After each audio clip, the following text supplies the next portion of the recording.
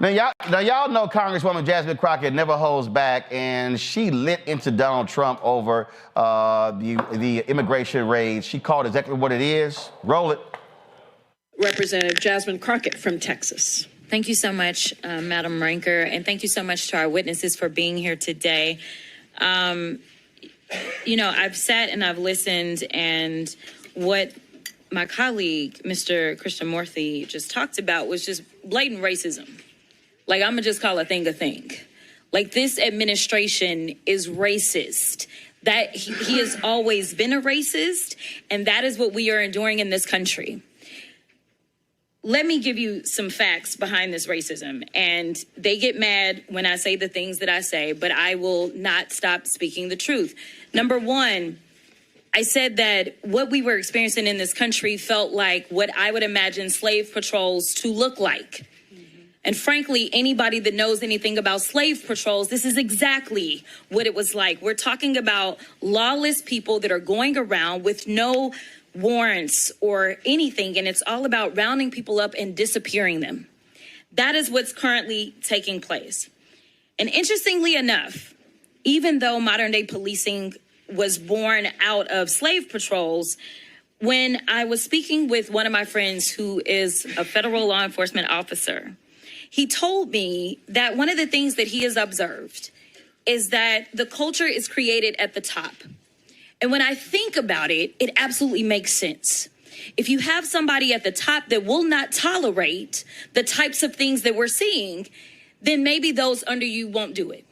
But we know that we have a racist at the top. He has called himself the head law enforcement agent in this country, and therefore everybody has decided that it is okay to take off their hoods and mask up as ICE agents. Now, we've talked about how they have hidden themselves, but again, it reminds me of the Klan.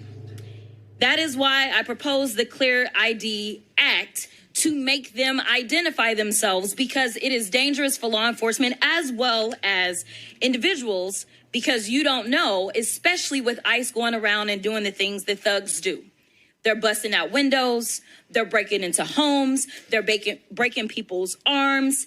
This doesn't sound like law enforcement. It sounds like thuggery to me. But just like you can have somebody at the top that sets the tone for ugliness going down, you guys are blessed, because in the city of Chicago, you have a mayor.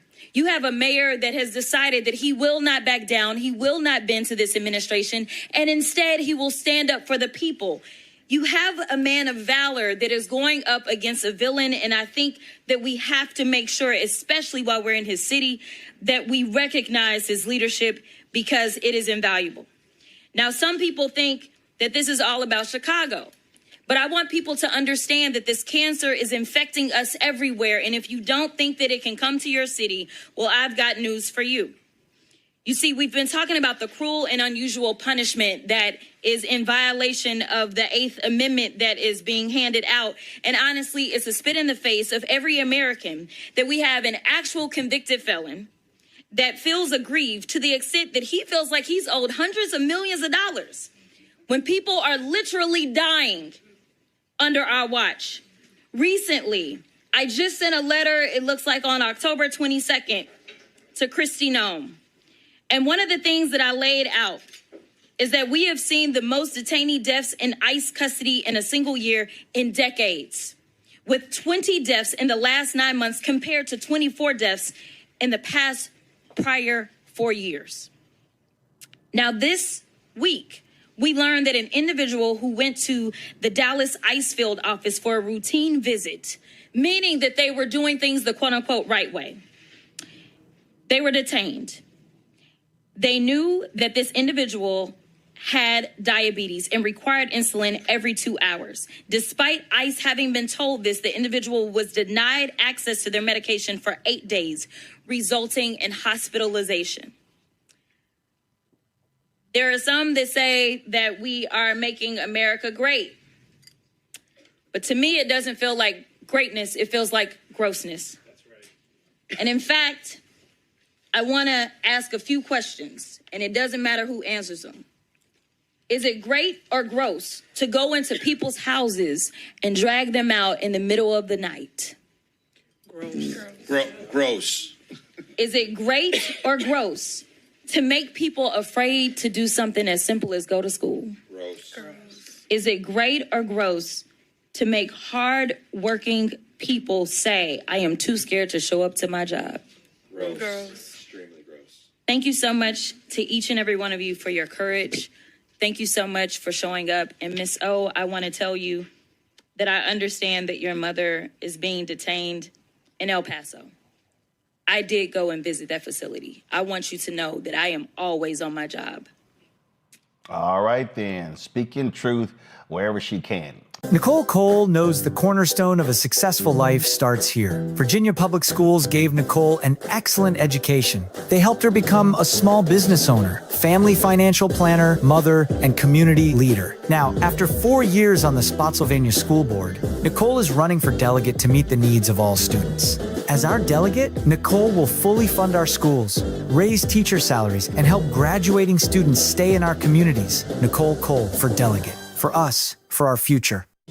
Josh Cole became a pastor and delegate to serve his community. That's why Josh is fighting to lower costs for families hurting from inflation and make sure we can all afford quality health care. But Sean Steinway has embraced his MAGA backers who support Trump's mass firing of federal workers and the MAGA plan to ban abortion with no exceptions. We deserve better than Sean Steinway.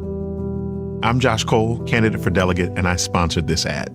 In the military, I gave orders, and they went a lot further than they do around here.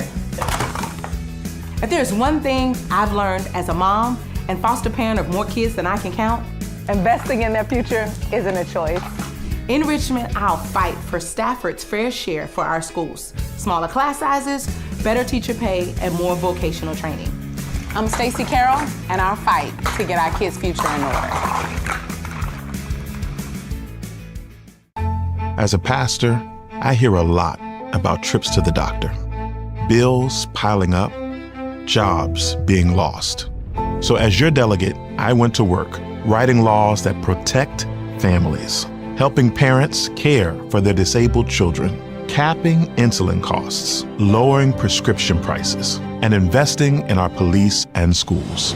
I'm Josh Cole, and as your delegate, I'm working to keep us strong and safe.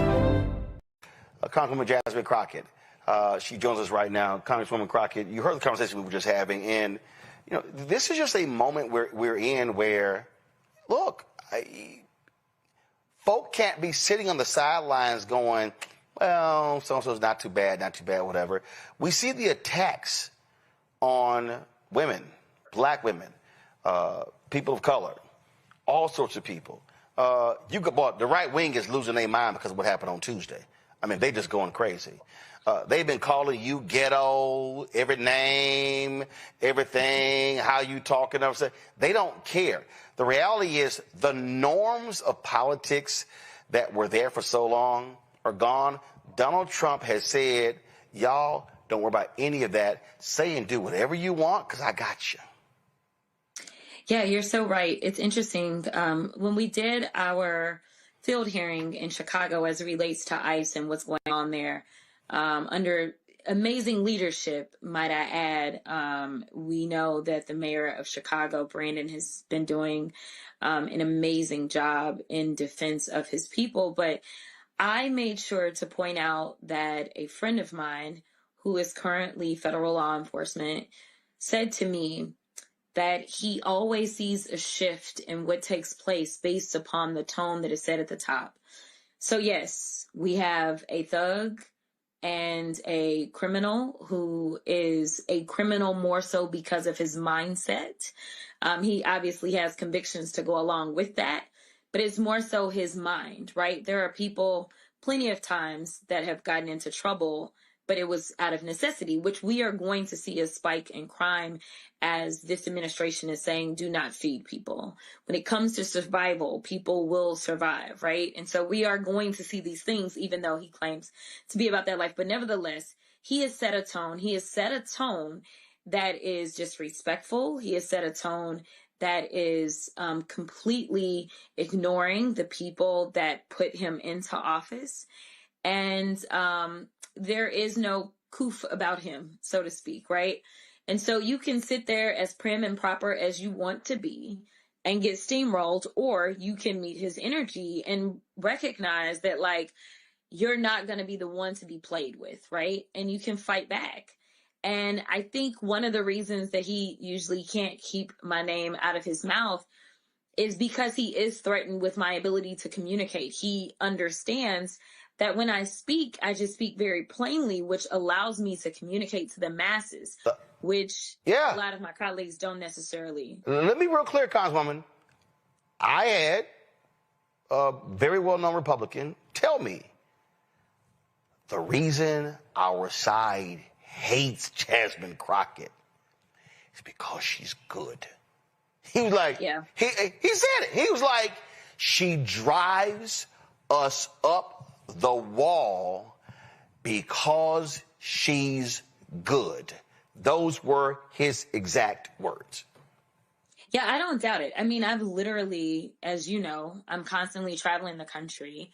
And, I've had Republicans walk up to me and tell me, they, first of all, make it clear that they love me, and then they make it clear that they are Republicans. And they tell me that they don't necessarily agree with everything that I say or my stances, but they, number one, love the fact that I am always standing on my own 2 feet, and I am fighting for what I believe in. Like, they genuinely believe what it is that I'm fighting for when I'm fighting. Even if they disagree with the fight, they know that no one is controlling me. And number two, people know that I have my education.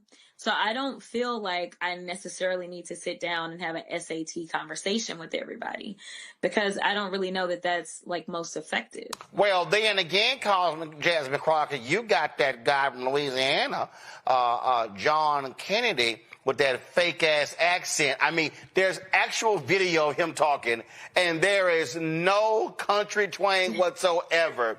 And he's over there and he is just talking like he's just homespun stuff. Mm-hmm. Yeah. No, I mean, what the Republicans have been effective at doing is they love to throw a bomb, right?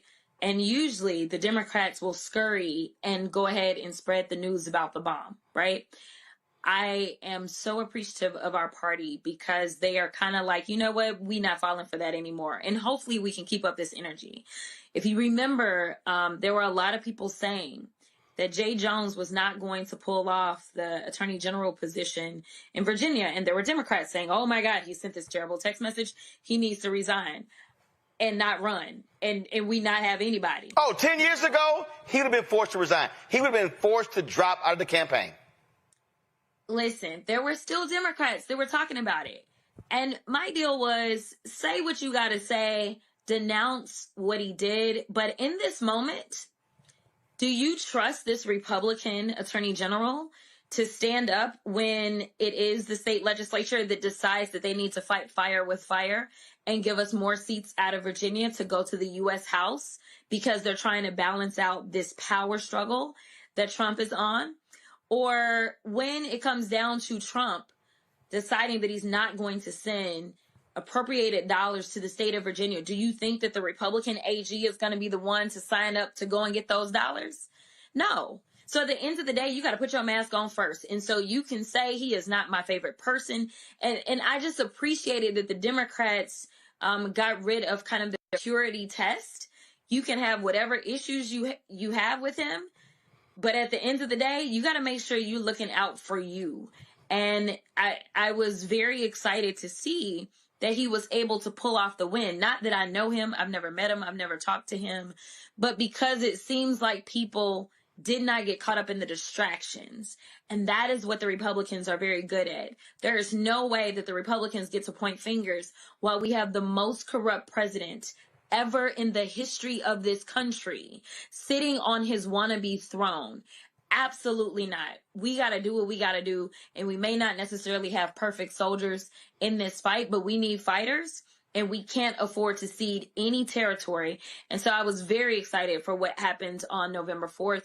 And Trump is the one that basically does not have a poker face. It was clear that he was very upset about what happened. And Mike Johnson just stood up and lied and said, oh, no, it was just in all the blue places. That's all it was. It's what we expected. And it's like, bro, there's a Republican governor that just got, I mean, obviously they only run for one term in Virginia, but like, the numbers were crazy.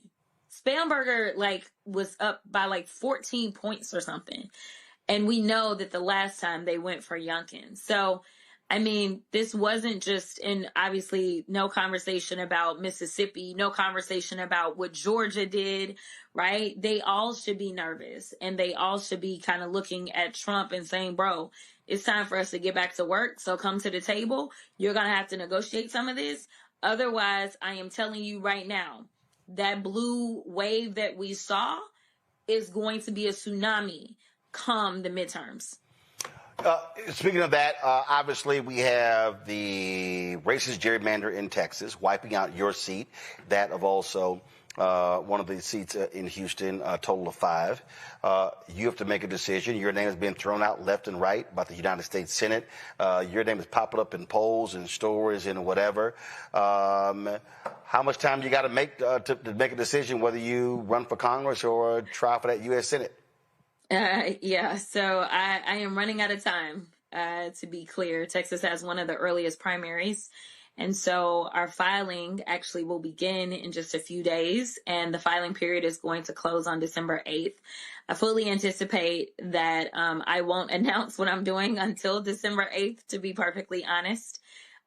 You're right. There's been so many independent polls that have been done. We just saw one that came out this week where the case was made that there needs to be a multicultural coalition that is built in order to win. And so when you look at what it took for Spamberger to win, what it took for Mikey Sherrill to win, it all was kind of these multicultural coalitions. And based upon my performance, specifically with people of color, not necessarily saying that I'm performing bad with, Anglos, but specifically with how well I perform with people of color, the argument was made that I'm best situated, as well as the fact that I've been kind of making this argument that name ID wise, my name ID is significantly higher than any candidate that we've ever put up to run statewide. We always put up someone who has a great resume, but I think that our party has been very afraid of giving the Republicans too much time to beat up on somebody.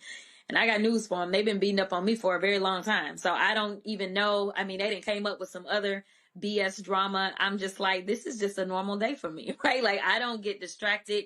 And I think because they have consistently tried to beat up on me, running crazy stories on Newsmax, running crazy stories on Fox, that kind of stuff, I think that it makes it to where it's more background noise at this point, right? Instead of something that anybody would pay attention to, because it's the same old, same old. And so I think that we have invested a lot in kind of a blank slate, somebody that hopefully they can't tear down. And I also think the Democrats have really taken a lot of time to say, we want to go after the crossover instead of going after our base. And so it's a matter of difference in style. I believe that I have a lot of base to get to that we could bring out so that we could expand the electorate in Texas. So often people say, well, it doesn't matter anyway. I'm not going to go vote because it's just going to be a Republican. But I remember a time in which a lot of people in this country never thought we would see a Black president. And I remember that people were hopeful. They weren't necessarily believing, but they were hopeful, right? And it is my hope that I can instill that we deserve better in the state of Texas, and that we deserve a U.S. senator that is Texas tough, but always is going to put all of Texas first. And so, we'll see. I don't plan to go out here on a dummy mission for sure. So all I can say is that independent polls make it clear that there's a path for me. The candidate that the Republicans want to run away from is only 1 point ahead of me in a head-to-head. which is well within the margin of error of any poll, and that's been in multiple polls where Ken Paxton is only outpacing me by a point without me ever spending one statewide dollar. But if I can't get people excited or motivated in ways that we've never seen in Texas, then I will absolutely be running for a House seat. I don't know which House seat. We're still waiting on the court. We are anticipating getting a court order within the next day or so, because we are about to enter filing and people have to know what the district looks like. So if our numbers don't come back, which they are working through that right now, to be something that I feel like we can jump off on, then I won't. I will stay in the House. Otherwise, it's go big or go home. So if you run, which one of those comfortable shoes are you going to wear behind you? Because you're going to have to be hitting a lot of pavement with 254 counties in Texas. My J's aren't behind me, but it'll be some J's, that's for sure. So you're going to have some comfortable shoes. Because it's a whole lot of ground to cover in Texas if you run statewide. Yeah, it is. People underestimate really how big Texas is. It is in the literal land mass. We are huge, but also, we're a state of over 30 million people. So it's a lot. And we have some of the most expensive media markets in this country. But, one of the things that I did that people didn't really realize, and it's just because I believe in good people getting into office, is when I was in the state house, I was helping out people that were running for office all over the place. And by the time I decided I was going to run for the U.S. House, there were so many elected officials that were willing to support me and come out really quickly and early because they were like, you had our back. And as it turns out, I had expanded my territory. Well, I've done that a little bit more quietly, for sure, consistently. And then there's some races that I'm big and loud about, such as Christian Menifee down in the special election in Houston for the old Sylvester Turner, the old Sheila Jackson Lee, the old Barbara Jordan seat, old Mickey Leland seat, Craig Washington seat. So historic seat. So I've been out front with him, but there are other people that I have helped out, whether it was mayoral races or state house races and things like that. And people just don't forget. And that's been all over the state. So I think that will serve me well if we decide to run statewide, because we have people that already have their own machines kind of together that allow them to be elected. And I would imagine that they would be helpful in making sure that I could tap into their machines as well. Well, if Colin Allred could raise $90 million last year against Senator Ted Cruz, of course, he's in this race as well. I think if you decide to run, $100 million ain't going to be a problem. I don't know if I would say ain't going to be a problem. I don't think, hey. We will hustle. We will fight. I'm saying it right now. Congresswoman Jasmine Crockett, if you run for United States Senate, you're going to raise more than $100 million. I'm putting that marker on the table right now. Okay, I'll take it. All right. Congresswoman Crockett, I appreciate it. Glad to have on the show. And, of course, as also my Congresswoman, I'm a constituent, which I made perfectly clear to Stephen A. Smith. If you want to talk to a constituent to know what she's doing, come talk to me, because I actually vote in the 30th Congressional District. Along with your parents, who I love. Yeah, all y'all, listen, they work the polls, they do all this sort of stuff. What the hell are y'all doing in the control room putting this behind me? What's going on? Lord have mercy. Congresswoman, we got to go. I appreciate it. Thanks a lot. Bye. Hello, I'm Isaac Hayes III, founder and CEO of Fanbase, and I'm here with a very important message. We are at a turning point in the Black community where we must have equity in the apps we use that scale to billions of dollars. But this time, we own the infrastructure, we own the culture, and we shape the future. And Fanbase is the future. Fanbase combines the free functionality of Instagram, TikTok, and YouTube into an all-in-one platform built for the evolution of social media and monetization. With over 1.4 million users, that's real proof that we are shifting the conversation of tech ownership and equity for creators. So right now, I want you to go to startengine.com/fanbase and invest today. The minimum to invest is $399. That gets you 60 shares of stock in Fanbase at $665 a share. This marks a turning point in Black ownership of social media. If we don't take this opportunity to own social media right now, we will always be customers to our own creations. And that can't go on.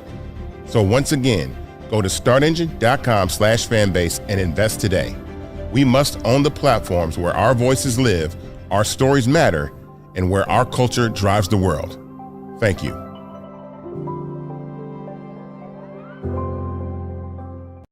Congresswoman Jasmine Crockett on the House Judiciary Committee went off on the twice impeached, criminally convicted felon-in-chief, Donald Trump. Watch. Since January, Donald Trump has used the full power of the federal government to attack Americans in cities across the country.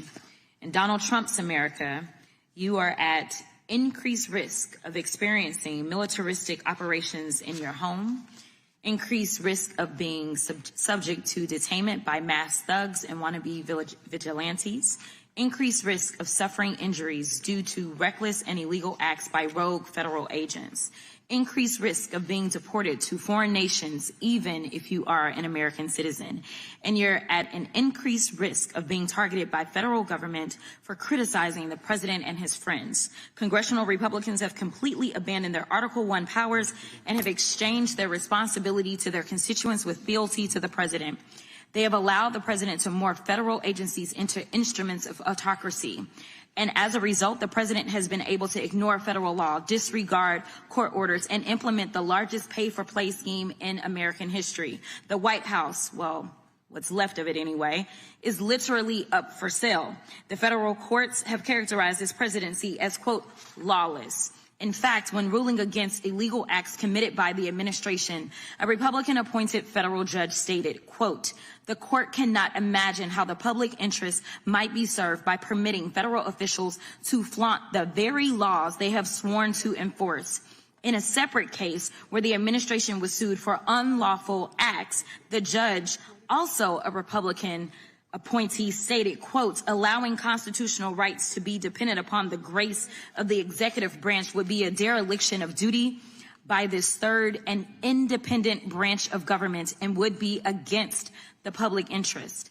But in another case, the court summed it up perfectly by declaring, quote, as is becoming far too common, we are confronted again with the efforts of the executive branch to set aside the rule of law in pursuit of its own goals. Judiciary Committee Republicans have been completely complicit in this corruption. But since they're so interested in restoring law and order, I have a couple of suggestions on where they can start. Number one, this is the President of the United States standing beside his best friend, Jeffrey Epstein. As we all know, Mr. Epstein is one of the most notorious sexual predators in American history. For 8 weeks, the Republicans on this committee have chosen to protect these two men instead of providing justice to Mr. Epstein's victims. Now the administration is panicking. First, they campaigned on releasing the Epstein files. Then AG Bondi and associates did a photo op with the files. And she said, and I quote, the Epstein list is on my desk. Then somehow the Epstein list didn't exist. Then the Epstein files became a Democratic hoax. Now the president is supposedly supportive of releasing the files, even though he's currently ignoring a congressional subpoena to do so. Now the president is simply crashing out. And it's because he can't seem to explain his special decades-long relationship with one of the most prominent sexual predators in American history. It's already public that he's in the Epstein files, but his administration is hiding the context of his involvement, if any, with Mr. Epstein's horrific crimes. Now, this is Miss Ghislaine Maxwell.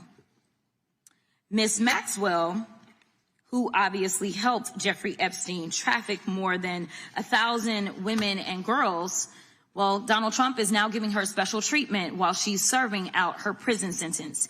He won't even rule out giving her a pardon or commuting her sentence. I don't need to explain why pardoning sex traffickers wouldn't be restoring law and order. Now, this is Secretary of Homeland Security, Kristi Noem. Not only has Secretary Noem been busy filming propaganda ads, She's also been busy cashing in on millions of taxpayer dollars. In fact, Secretary Noem has funneled millions of dollars to a company called the Strategy Group. The Strategy Group helped Secretary Noem win her campaign to become the governor of South Dakota. Corey Lewandowski, her top policy advisor, has worked with the firm. And the company's CEO is married to Secretary Noem's chief spokesperson, Mrs. Tricia McLaughlin. This is what corruption looks like. They're stealing money from the American people's pockets and depositing it into their bank accounts. Now we move on to yet somebody else. This is the so-called border czar, Tom Homan. Mr. Homan is on tape accepting $50,000 in cash bribes stuffed in a brown paper bag from an undercover FBI agent. Apparently, Mr. Homan accepted these bribes in exchange for awarding federal contracts to his friends. Trump's Department of Justice killed the investigation into Mr. Homan's crimes, and congressional Republicans didn't say a mumbling word. Lastly, this is insurrectionist and Nazi sympathizer Ed Martin. It appears that Mr. Martin is functioning as the Associate Deputy Attorney General, Pardon Attorney, Director of the Fake Weaponization Working Group, and Special Attorney for Mortgage Fraud. All that means is that Mr. Martin is Trump's lapdog, whom the president sends to initiate lawsuits against the president's perceived political opponents. This is what we call organized crime. They're breaking the law, often by stealing taxpayer dollars, covering up their crimes by ending and obstructing investigations, then prosecuting people who call out their unlawful behavior. And while the Republicans are encouraging this corruption, they're abandoning actual victims of violent crime and ignoring the Republican-led state's 21st century murder crisis. In September's appropriation markup, congressional Republicans proposed reducing the FBI staff by thousands of positions and underfunding the agency by more than $1 billion. They've proposed slashing resources from the ATF. They've proposed cutting grants for juvenile justice programs and hate crimes and eliminating the community violence intervention and prevention grants. They're literally defunding the police. So no matter what they say at today's hearing, congressional Republicans have proven that they are not investing in keeping American communities safe from violent crime. Mr. Chairman, I yield back. You know, it's hilarious sitting there listening to Congresswoman Crockett talk about corruption, Reese. And Dan Bongino, you know, the one who got a pass when it came to being vetted, he actually put this tweet out today. Public corruption will not be tolerated. Come on, go see the tweet. Come on. Public corruption will not be tolerated. Reese, I'm laughing because Donald Trump has pardoned a number of people who were convicted of public corruption. So I'm like, it ain't no shock they let Tom Homan off the hook for taking that 50 grand. Donald Trump is a convicted felon.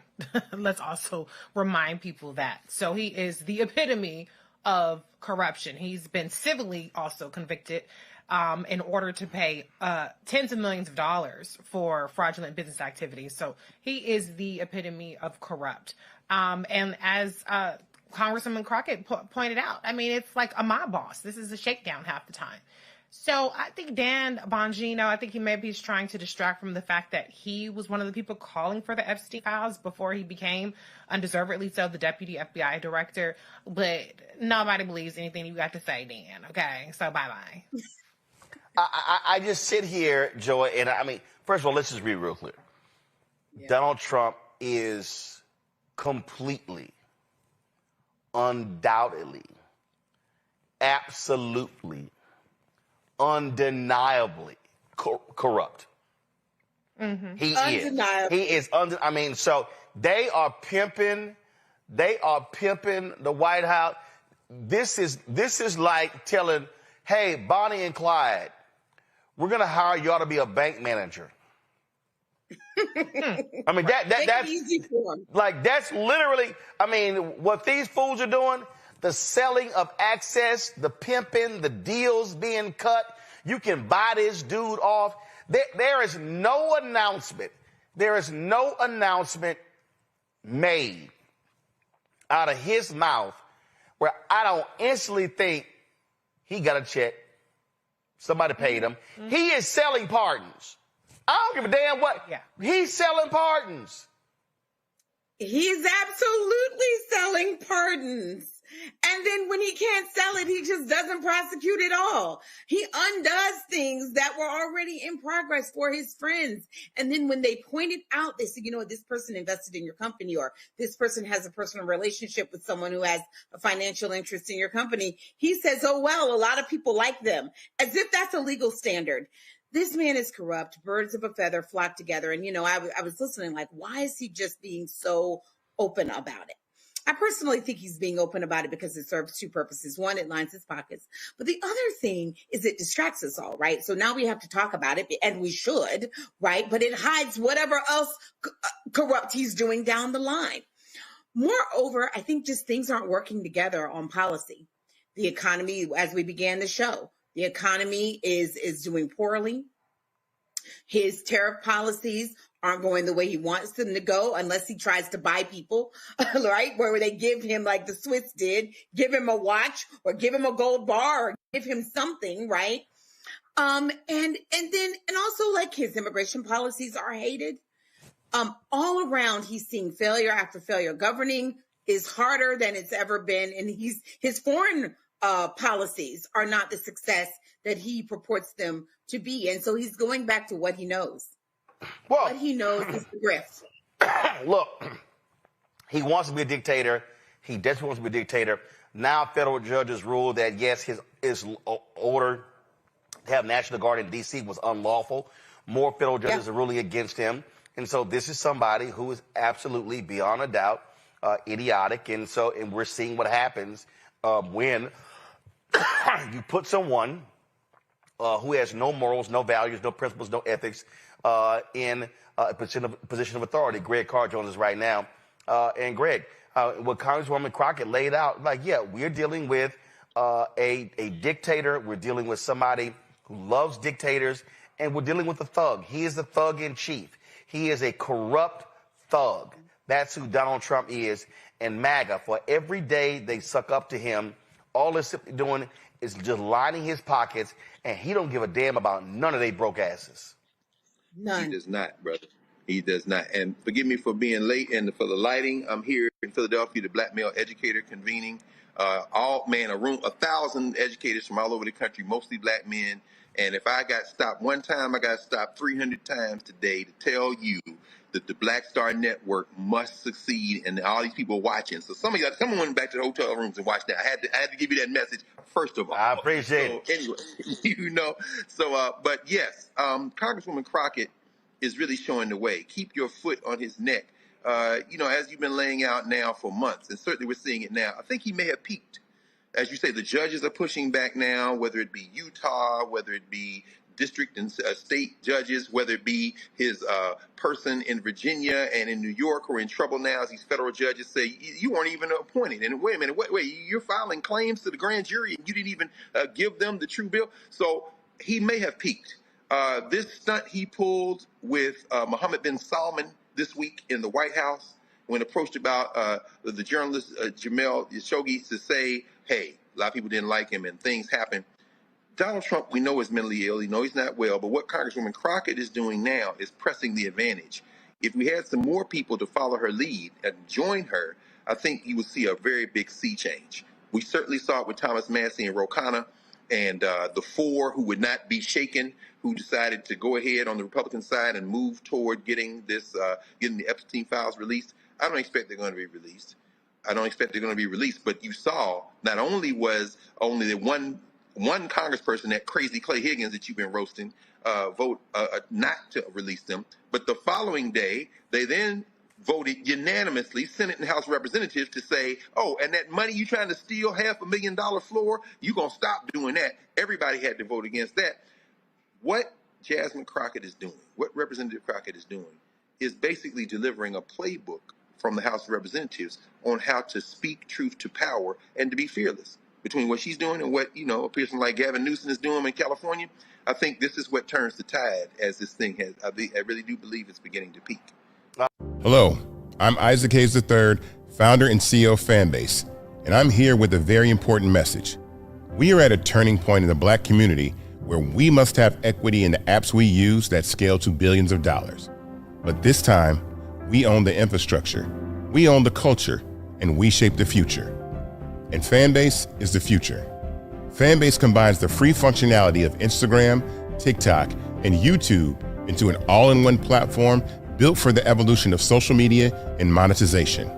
With over 1.4 million users, that's real proof that we are shifting the conversation of tech ownership and equity for creators.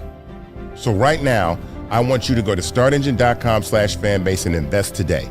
The minimum to invest is $399. That gets you 60 shares of stock in Fanbase at $665 a share. This marks a turning point in Black ownership of social media. If we don't take this opportunity to own social media right now, we will always be customers to our own creations. And that can't go on. So once again, go to startengine.com/fanbase and invest today. We must own the platforms where our voices live, our stories matter, and where our culture drives the world. Thank you.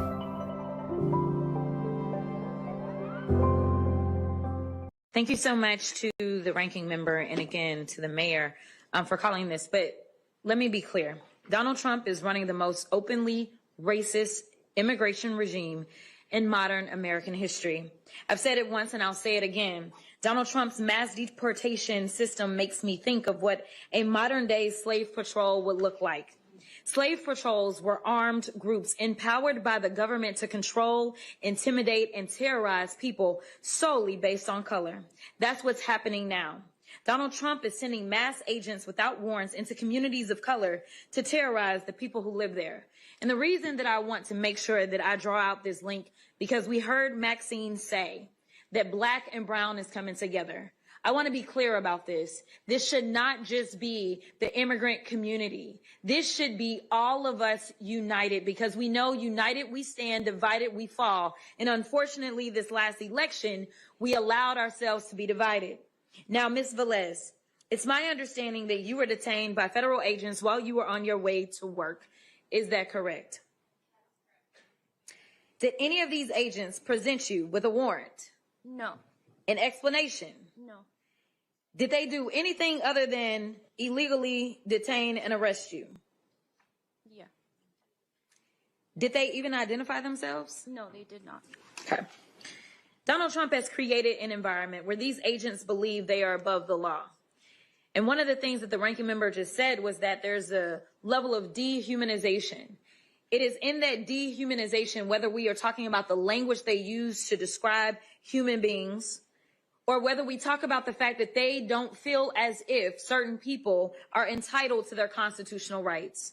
That is why Ms. Velez, unfortunately, was denied her constitutional rights, which we know she was supposed to enjoy in, just like those in our immigrant community. But this isn't just that this is the most openly racist immigration regime in modern day history.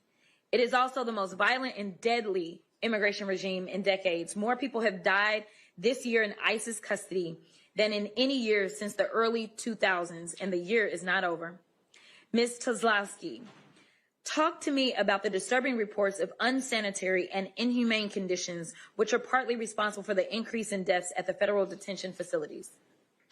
The conditions that we see in the federal detention centers, from holding facilities to facilities across the country, are absolutely deplorable. They are deadly, as you have pointed out, but we see conditions where people are denied medical care, where people are harmed while in custody, where people are held incommunicado from their families. What we are seeing right now are the most horrific conditions, and they are designed, simply designed to get people to give up on their cases. They're intentionally cruel, being kept away from their families.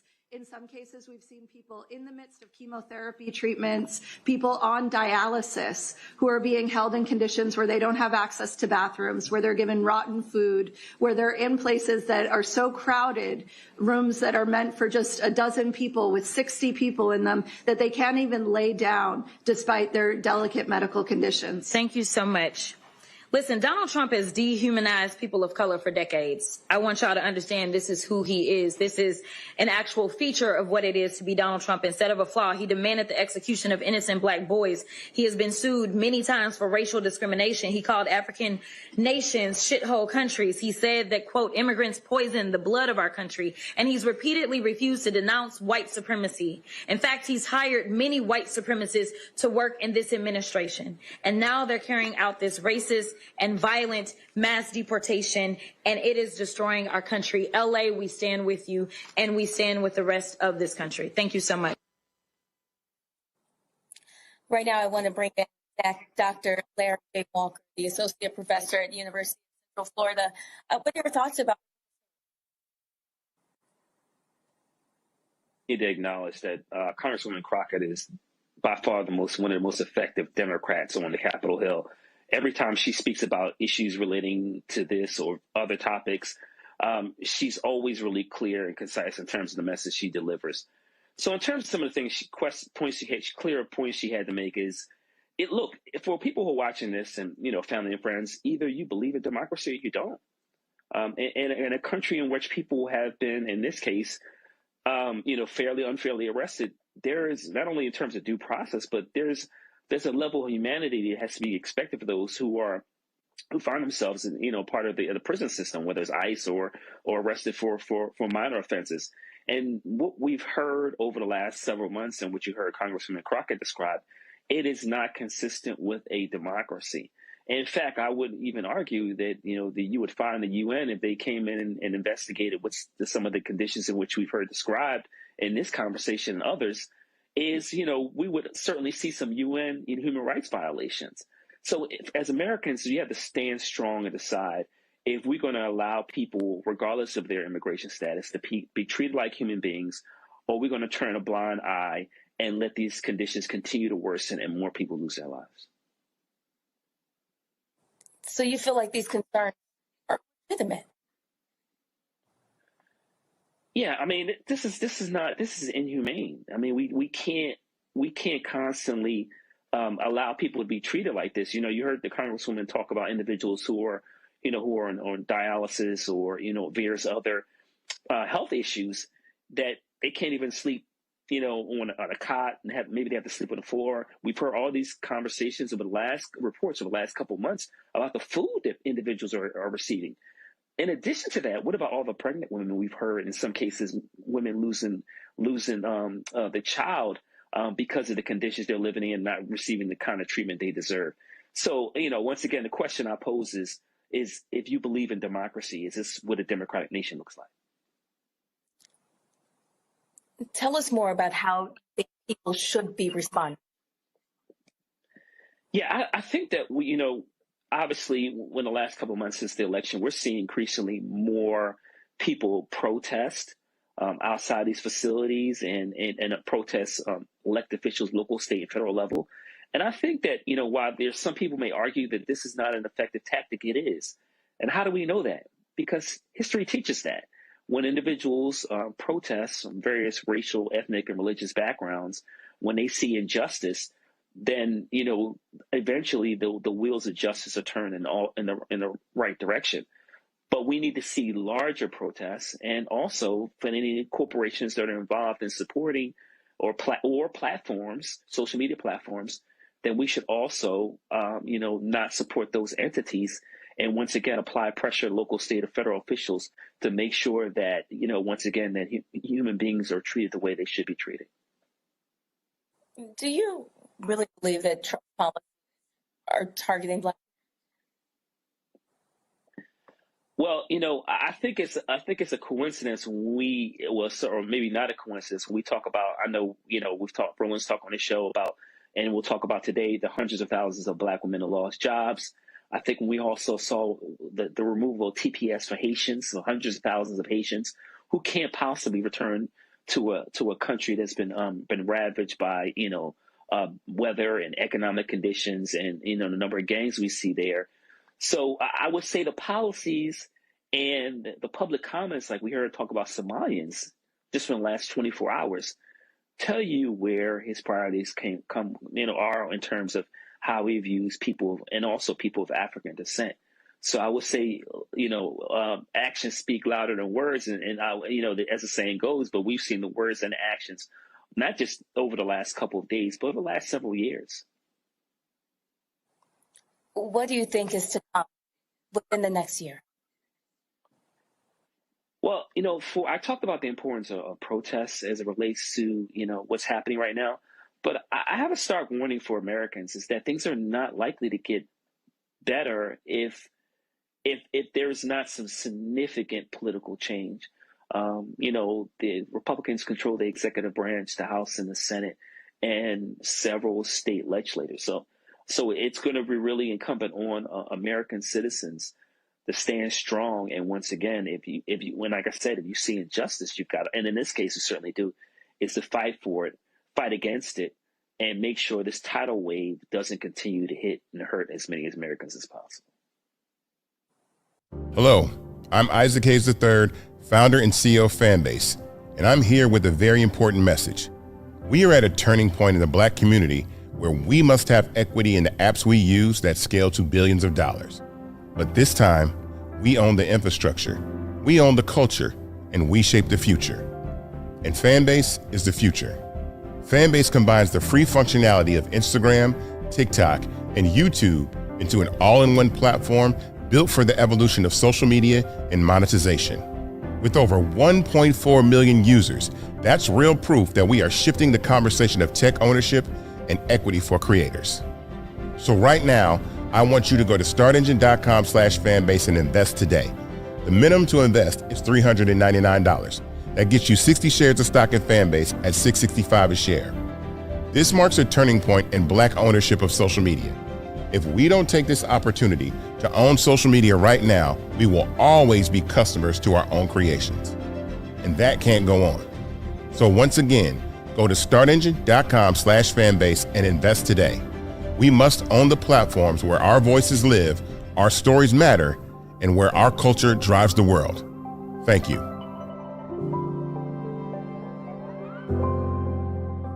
Folks, today is the filing deadline to announce you're running for office in Texas. And this is a live look of the original location of Friendship West Baptist Church, where Congresswoman Jasmine Crockett is announcing she's running for the United States Senate. Let's go live there. Here's Pastor Frederick Douglass Haynes III, who also filed today to run for the congressional seat that she was going to run for as well. Let's go live to Dallas.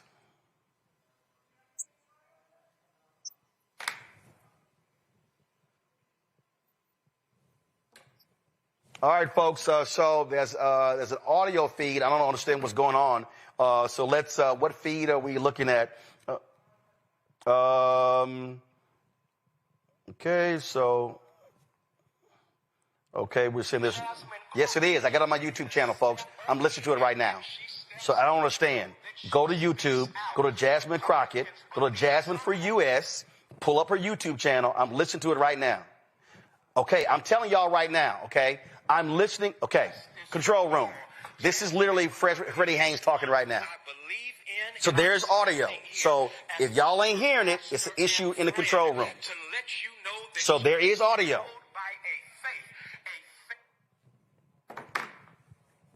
All right, let's do this here. Go to the feed. Let me go get my iPad, and I'll play it from here. So let's do this here.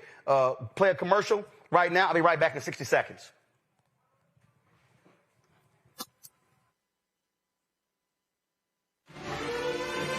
Violent white supremacy is, quote, the most persistent and lethal threat in the homeland. The greatest terrorist threat to the homeland is the homegrown violence stream, including hate crime committed on behalf of some kind of white supremacist ideology. They are coming after everything in Black America. MAGA and Donald Trump are specifically targeting Black America. They are going after the money.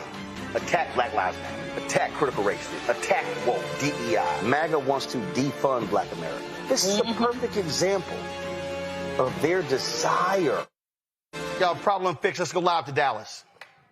fight for those who cannot fight for themselves, but also fueled by faith as she puts on the whole armor of God. She's a facilitator. I love that about Jasmine Crockett, because especially during the last administration, she was a facilitator of funding that came to our district, that came to our community, because she's a fighter, she's a facilitator, but wait, she's a friend to everyday people. Listen, Jasmine Crockett has made District 30 a national district. Everybody in the nation knows Jasmine Crockett. She's the baddest sister out there.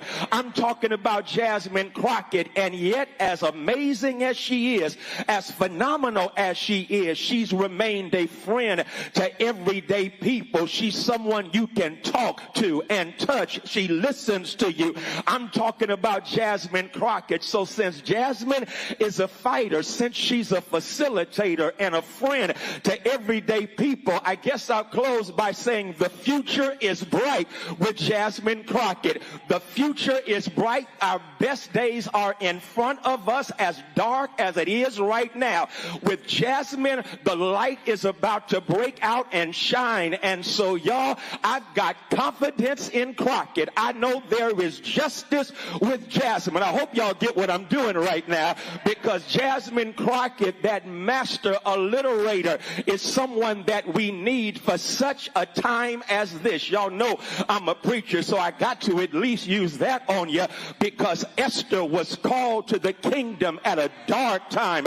Esther was called to the kingdom when it looked like a people were going to get erased, and yet Esther stood up, and because she stood up, a future was facilitated. And so, y'all, here is our Esther, and I'm simply saying, in the name of Ann Richards, in the name of Barbara Jordan, in the name of Eddie Bernice Johnson, would you receive from me right now the next senator from the state of Texas? I'm talking about Jasmine Crockett.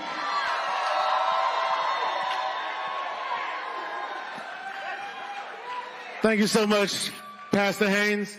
If I can have everybody direct their eyes to the screen, please. Thank you. How about this new one they have? Their new star, Crockett. How about her? She's the new star of the Democrat Party, Jasmine Crockett. They're in big trouble. But you have this woman, Crockett. She's a very low IQ person. I watched her speak the other day. She's definitely a low IQ person. Crockett. Oh, man, oh, man. She's a very low IQ person.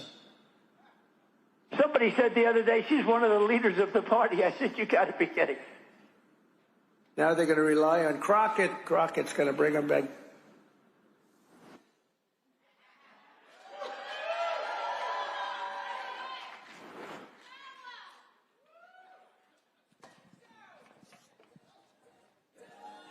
All's my life I has to fight. All's my life hard to. All right, ladies and gentlemen, the moment that we have all been waiting for. The next U.S. Senator from this great state of Texas. Please welcome to the stage, Miss Jasmine Crockett! We all right. We gon' be all right. Huh? We gon' be all right. We gon' be all right. Y'all look good. Y'all look real good. But are you fired up? Are you ready to go? All right, Texas, let's get down to it. I know y'all are ready to hear some good news, and some of y'all already heard it before you even got here. Yes, it is true. I am running to become your next United States Senator from the state of Texas.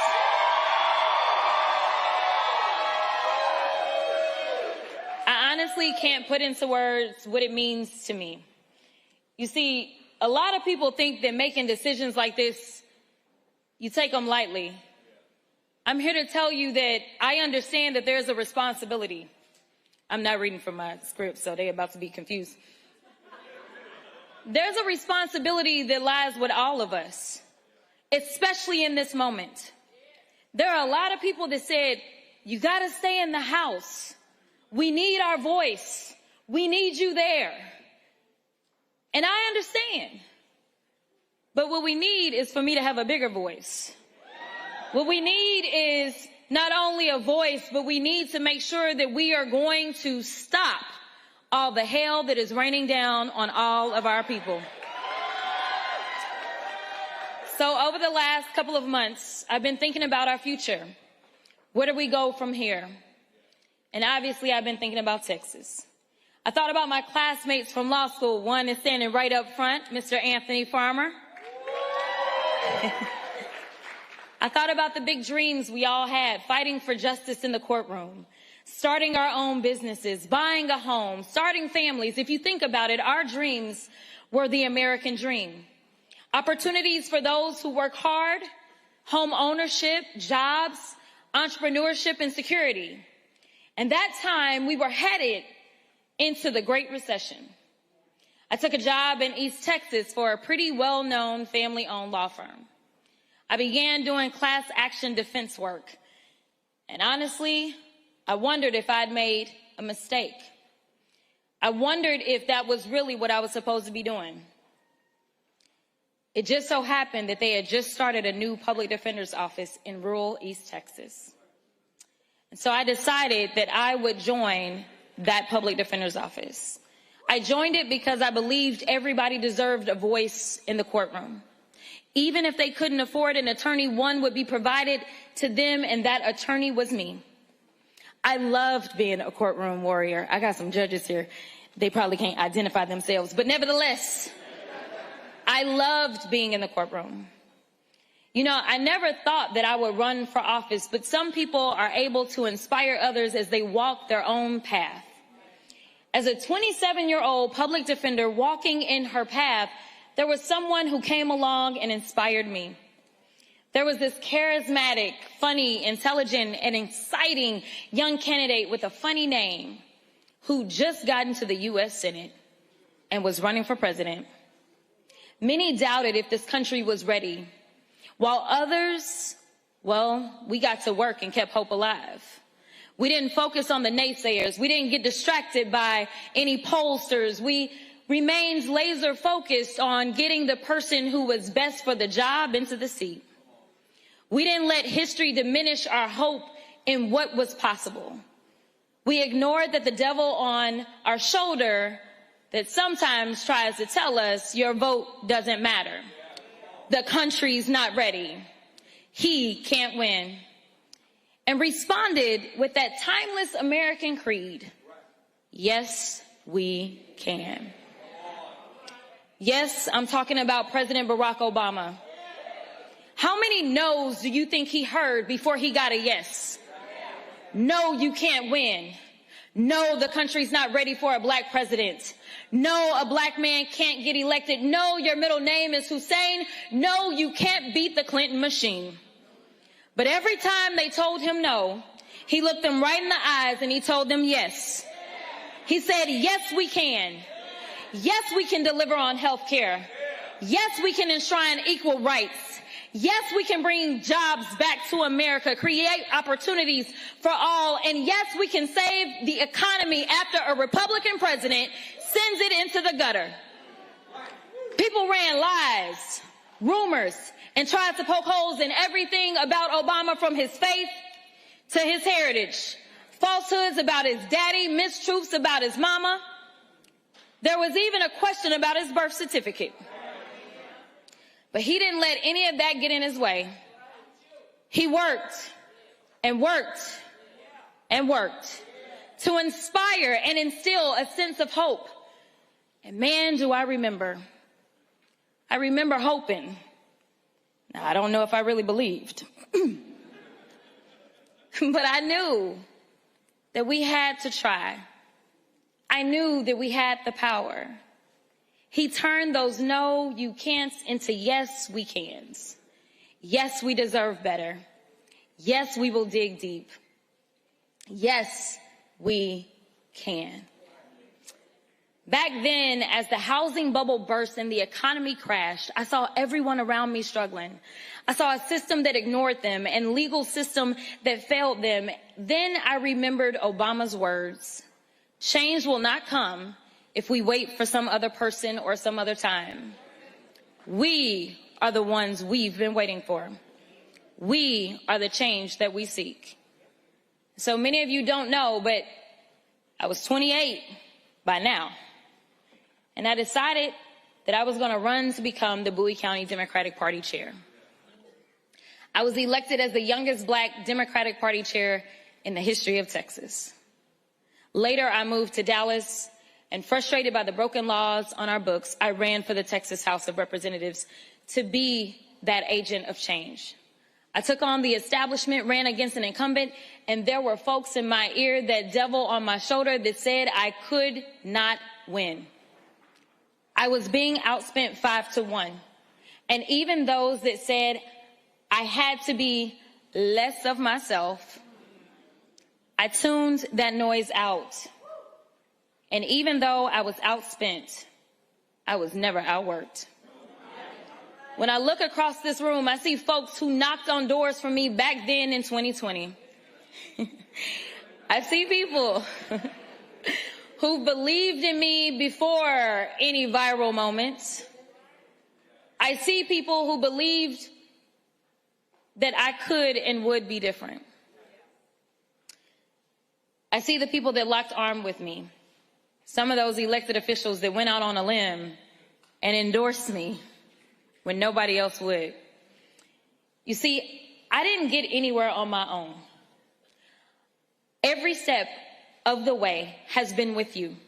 The people who have fueled this fire. You've chipped in your hard-earned money. Hey, donors, because I see some of y'all too. You put in the sweat equity under the hot Texas sun, knocking on doors, putting out signs. You've driven your neighbors to the polls, dragged your coworkers to go vote. You're the ones who walk your precincts, register thousands of voters, and you're the ones who flip seats across the state at every level. When Texas turns blue, it won't be because of any one candidate, but because of each and every one of you doing your part. Turning Texas blue is what I want to talk to y'all about today. Now, there are those that say, ain't no way, we done tried it 50 kinds of ways. Let me be clear, y'all ain't never tried it the JC way. We used to telling us what I can't do, but they have no idea what Crockett's crew will do. And so I just want to be clear for all the haters in the back. Listen up real loud. We gonna get this thing done.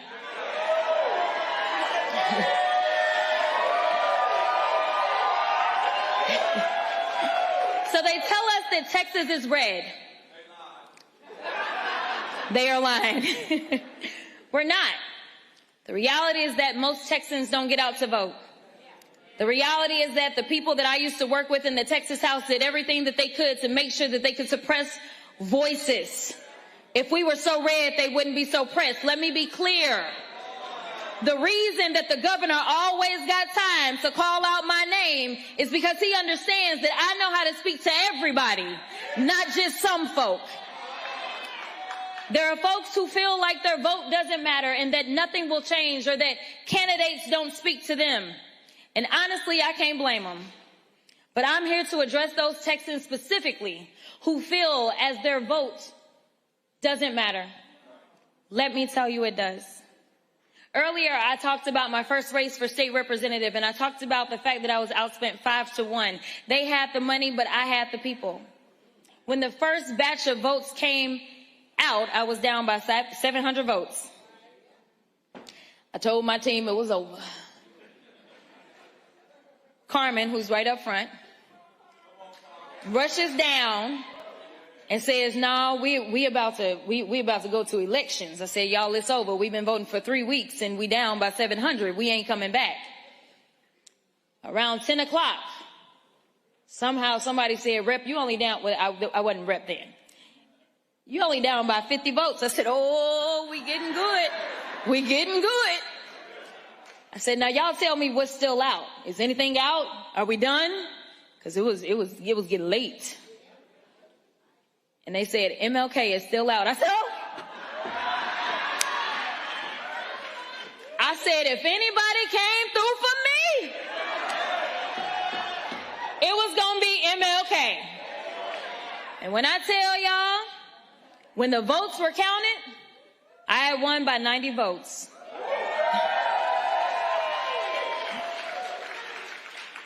Out of 10,000 votes that were cast, I won by 90. It was the closest state house race in the entire state of Texas that year. So you know where those votes came from?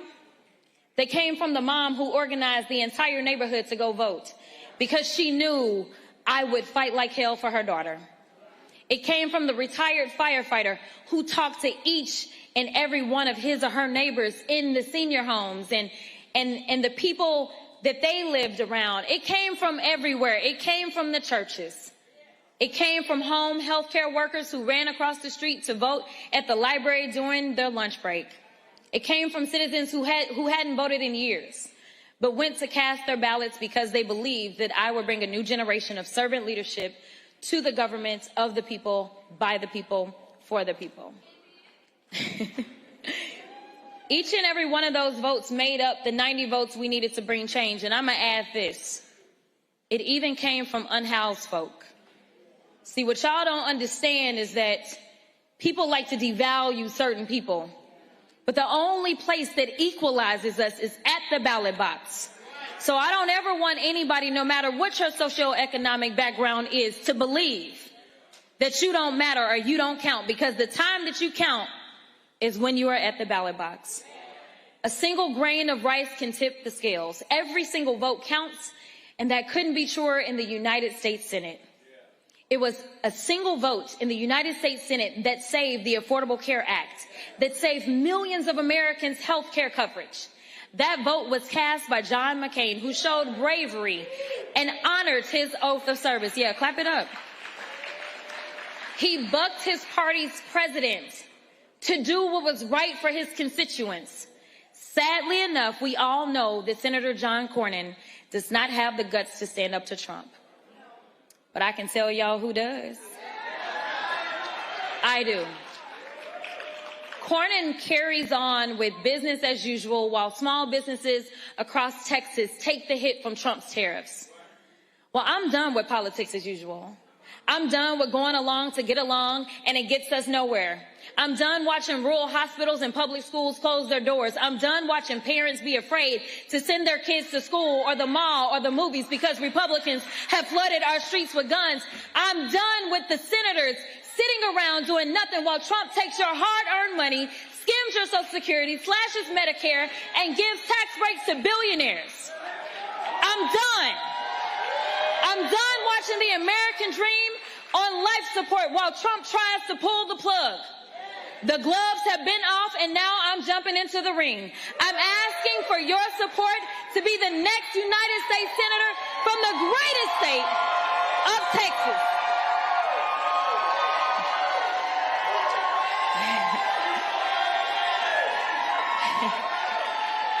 I'm running because I don't ever lose focus of the people and what we deserve. We deserve a government that is by the people and of the people, not one that's bought and paid for, not politicians who are self-serving and line their own pockets. Most of you know that I am a civil rights and criminal defense attorney, that I made a living arguing cases before juries and fighting for Texas who were harmed to receive justice. I have won cases and convinced juries in the deepest, reddest parts of this state. And I'm ready to make the case to the people of the great state of Texas. My experience spans both state and federal. As you may have seen, I have spent more time on the federal level than I did on the state level. And frankly, I'm very well aware of what is happening on the federal level, on the deepest levels of the federal level. If elected to the Senate, actually when, I was about to say, y'all slow. I will begin on day one fighting to lower costs, deliver on health care, make home ownership and entrepreneurship accessible to all, and hold Trump accountable. hit the ground running because I'm already in the belly of the beast right now. Many people wonder why I jumped in this race so late, and I just want to be clear that this was never my intention. This was never about me. I never put myself into any of the polls.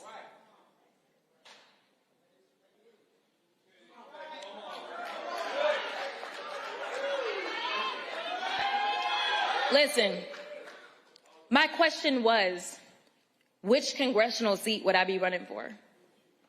And for Texas 30, I love you. I love you, Texas 30.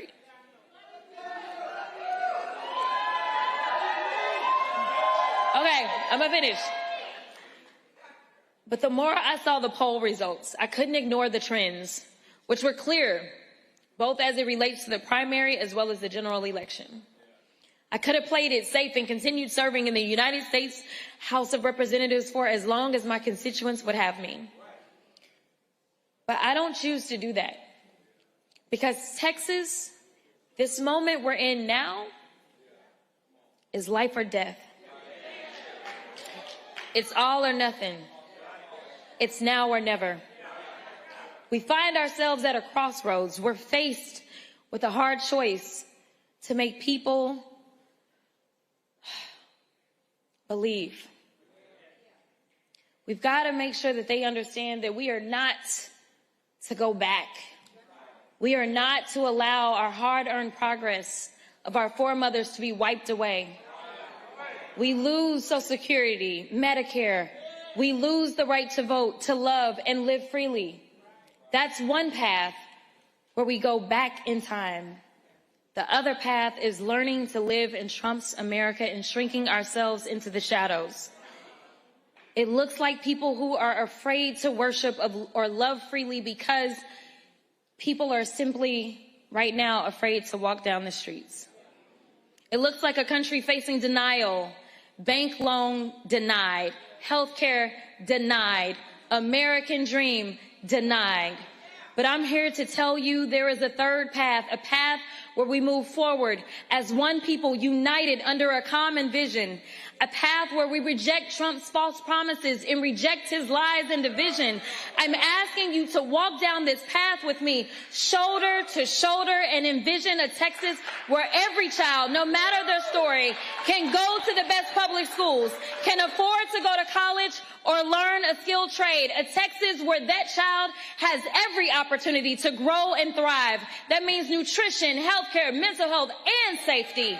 Imagine a Texas where that child grows up and can buy a home with first-time home buyers assistance. Imagine that child wants to start a business and create jobs in their community they live in Texas, where they can actually access some capital to get started. Now contrast that to our reality today, where a child's opportunities are limited by their zip codes. I think about the children in Houston who had their school district taken over by Abbott. I think about the children in Lufkin who went hungry this summer after Republicans cut funding for summer EBT. I think about the young adults and families in Amarillo that would love to buy their own home but can't afford it. I think about the farmer in Loving County who had to find his way to the nearest hospital miles and miles away because Texas has closed more rural hospitals than any other state. And by the way, if you know farmers, it takes quite a lot before they'll even think about going to the doctor. So I know this. This man was in pain, and his pain was ignored and neglected by 3 decades of Republican domination in Texas. And I'm going to keep taking down this path with me. But let's first address the elephant in the room, quite literally. I know many of you are wondering why I'm running for a seat that everyone says cannot be won. The last time Texas elected a Democrat to the United States Senate, I was 7 years old. Do not try to do the math. Cornyn was already 36 and serving as a district judge. For most of us, a Republican-controlled Texas is all we've known. But we cannot let that diminish our faith and belief in what can be. I stand before you because I'm not looking backwards in the past. My eyes are fully ahead and fixed on the bright horizon ahead of us. I'm running for this seat because I'm going to be hung up on the brokenness. I'm not going to be hung up on the brokenness of the past. I'm focused on fixing up our future. Many people have asked, and all of us wonder, can we win this race in November? I'm here to say, yes, we can. I'm also here to say it's not if we can, but if we will. If we will get out and knock the doors, call the people, and meet them where they are. It's a matter of if we will do the work to have the necessary conversations about the future of our nation. Will we come together as one? This isn't about me or them. It's about you and us. This is not about ambition. It's not about my ambition. It's about yours. Your hopes and your dreams, and a government that has your back, not pushes you back. No Democrat has done what we're seeking to do, and that is win a statewide election in Texas in the 21st century. So there is no roadmap. There is no blueprint, and there is no cheat code. So for everybody that thinks they got it, just watch and I'll give it to you. This path we're going on together is one that must be forged ourselves. So let's be honest. If there was anyone with the recipe, well, they would have already won. But I also know this. If Mississippi can flip seats, then why can't Texas? If Georgia can elect 2 Democrats to the United States Senate, then Texas can too. In 2012, Mitt Romney won Texas by 16 points. In 2016, Trump won Texas by 9 points. As his administration went on and people felt the hurt, his margin in 2020 shrunk. In 2020, as people were fed up with his administration, as people sat around the dinner table, 500,000 American families stared at the empty chairs. The chairs once filled by loved ones who died from COVID. I remember the long lines we waited in for rapid testing, the line folks needing unemployment, the long lines at the food banks. Well, guess what, y'all? Under Trump 2.0, people are still unemployed or forced to work multiple jobs. And after all the cuts to SNAP, the rising cost of everything except wages, food banks are stepping up once again to fill the gap. But I remember another place where the lines were so long and in many places wrapped around the building, and that was at the polls. We turned our pain into purpose. We kept the faith and we did the work. We put fear in the hearts as the margins tightened and we were closing the gap. What did they do in response? Did they take a look in the mirror? Try to offer real solutions to the real issues? No. Instead, they decided to come up with ways to keep you from being heard, to make it harder to vote and easier to cheat. Well, I'm here to tell you, don't cheat yourselves.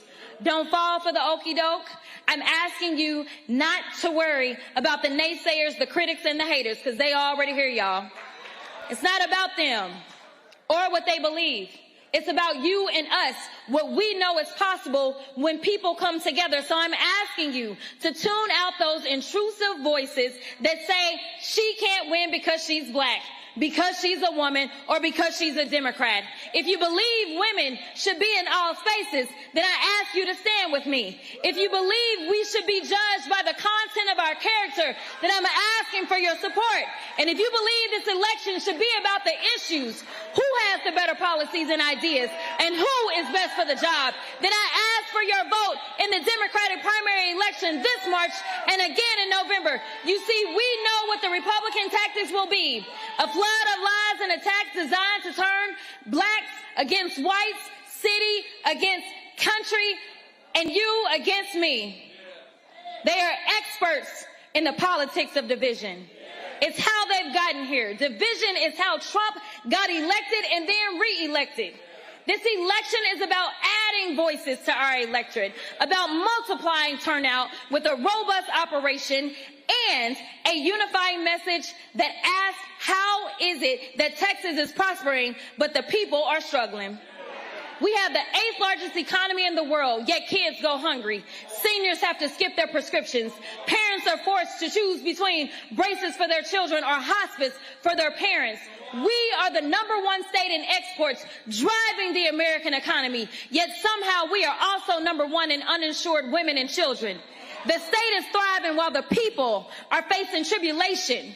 We are better than that, tougher than that, and Texas deserves better, and together we will.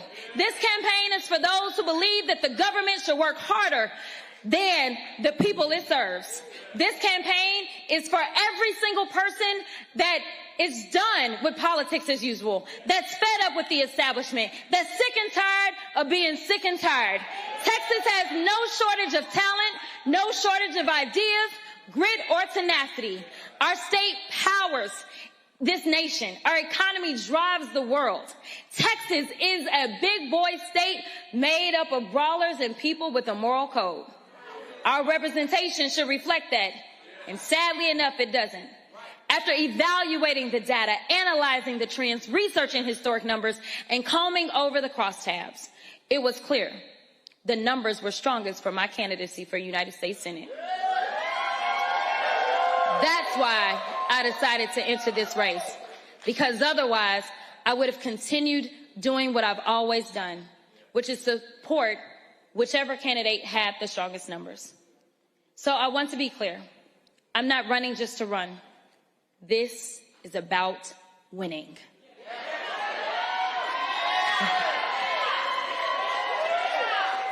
As a candidate who is constantly attacked and seen as a threat, it's because I am. I'm a threat to the system that's been holding us back from our full potential. I'm a threat to a system that works to protect politics as usual, that seeks to maintain the despair and unfairness in our state. I'm a threat to those that have lost their moral compass, abandoned their purpose, and want to be kings instead of public servants. I'm the only candidate in this race who has served on the federal level, has taken on this administration, and sought accountability. I'm the only one who has gone toe-to-toe with Donald Trump, and there's a reason he's always got my name in his mouth. There's a reason John Cornyn has been attacking me since before I even entered this race. There's a reason folks have tried everything they could think of to try to keep me out of this race. And I believe that's because Trump has seen the same numbers I have. I have a track record of getting people out to vote, moving people who were disillusioned with politics and felt like their vote didn't matter. Since running for public service, I have vowed to increase accountability, accessibility to every office I've held. Through it all, I've never lost sight of the people. I've built winning coalitions and brought together voters of all backgrounds, all stars and stripes, and every walk of life under the common belief that government should be of and for the people. Government should work to make living easy for those who work hard for a living. My message, rooted in slashing costs, making home ownership and entrepreneurship attainable for all, strengthening and growing the middle class, is one that Texas, all of Texas, from the Panhandle to Port Arthur and from El Paso to East Texas, can believe in. This campaign is about winning with a strong, multiracial, multi-generational coalition of people that is reflective of this great state that is, by the way, 61% people of color. There is room in this campaign for everyone who feels like our state is heading in the wrong direction. And that's the majority of Texans, whether you live in Dallas County or Dickens County. Groceries are too expensive. The light bill won't stop going up.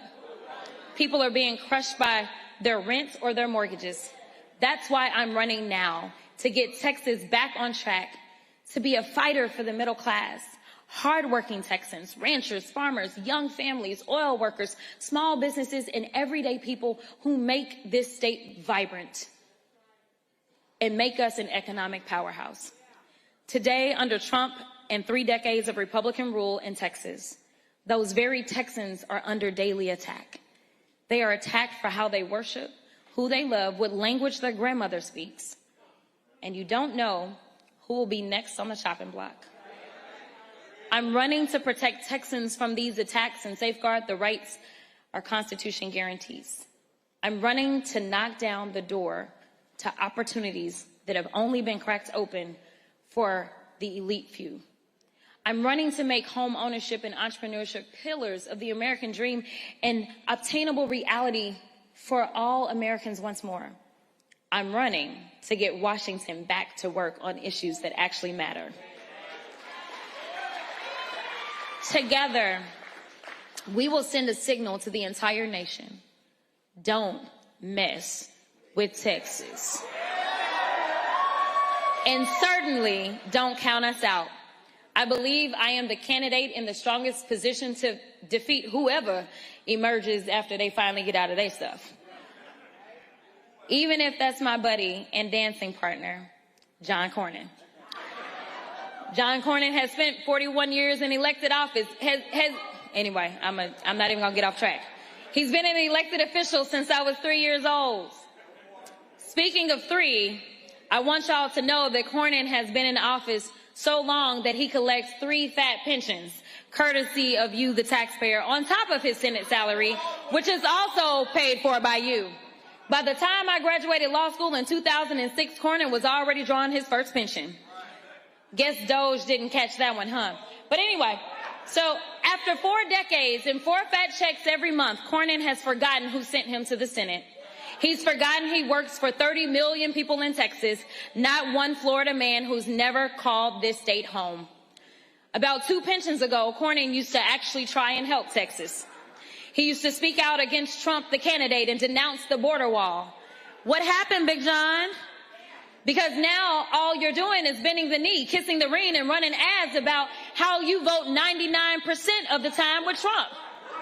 Well, John, I kept telling you, you had a 1% problem. And the problem is putting the 1% of Americans who are billionaires before the 99% of us who have to wake up every day, clock in, and hustle to make ends meet. The 99% of us who had to go out and earn what is ours. It wasn't handed to us by Daddy. At a time such as this, we cannot afford to have a senator who cowers away from a fight worth fighting. I will be tougher on behalf of all 30 million Texans. At the end of the day, the Republicans, they know they're in hot water. They shut the government down for more than 40 days and 40 nights while people scramble to make ends meet and keep America open. His economic policies and his tariffs have drained our bank accounts, forcing millions to live paycheck to paycheck. While SNAP funding hung in the balance and families had to figure out how they'd even put bread and water on the table, mothers fed their children bread with butter and a sprinkle of sugar to quiet those growling tummies. And while this was the reality for middle America, Trump and his cronies were busy planning a lavish Thanksgiving feast. Now, Christmas is around the corner, and after a whole year of office with Trump, what has he done? Absolutely nothing to fulfill his #1 campaign promise, which was to bring down costs. Well, prices have tripled since Trump became president, and we're all feeling it. When I first got to Congress, I served on the Agriculture Committee. I worked on the Farm Bill and SNAP. And let me tell you, between delaying the Farm Bill, offering no real solutions on immigration, slashing SNAP, and slapping on tariffs, nobody has been hit harder than our farmers, ranchers, and the millions who grow our food. At a time when farmers are filing record bankruptcies, when grocery stores are going up even more to cover the cost of all of their economic loss activity because of the SNAP cuts, and as more rural hospitals close in Texas than anywhere else, how can our senator go along with this? How can he vote for 99% of this and then ask for yet another term with a straight face? John, you listening? You're the only one in Texas who gets 4 checks to do 1 job. Meanwhile, there are households where both parents work 2 jobs. The oldest child has to get a job as soon as they legally can, and still the family is barely keeping their head above water. That is the reality for far too many people. But John Cornyn and his MAGA buddies, or shall I say frenemies, since we never know how he really feels about MAGA, they're so far out of touch with reality. They live in their own worlds. The cost of everything has gone up except for wages. People are working more and they're working harder. But that check is looking just the same, and that dollar doesn't stretch as far. They'll tell you that my agenda is out of left field, when in reality, it's just right for Texas. My agenda is affordability, it's healthcare, it's energy independence, it's American manufacturing, it's protecting our natural resources, it's providing the best education to every child and not saddling them with lifelong debt in the process. When prices are lower, that dollar goes further. Consumers have more confidence in spending power, businesses thrive, and our economy is healthy. The more people that are insured, the less healthcare will cost for all of us. If we spend on preventative care, we can save way more instead of waiting until somebody is sick. When we invest in clean energy, your utility bill goes down. When we build more housing, the rents and mortgages come down. When we have more affordable childcare, Head Start, and universal pre-care, then families will have that huge burden lifted from them.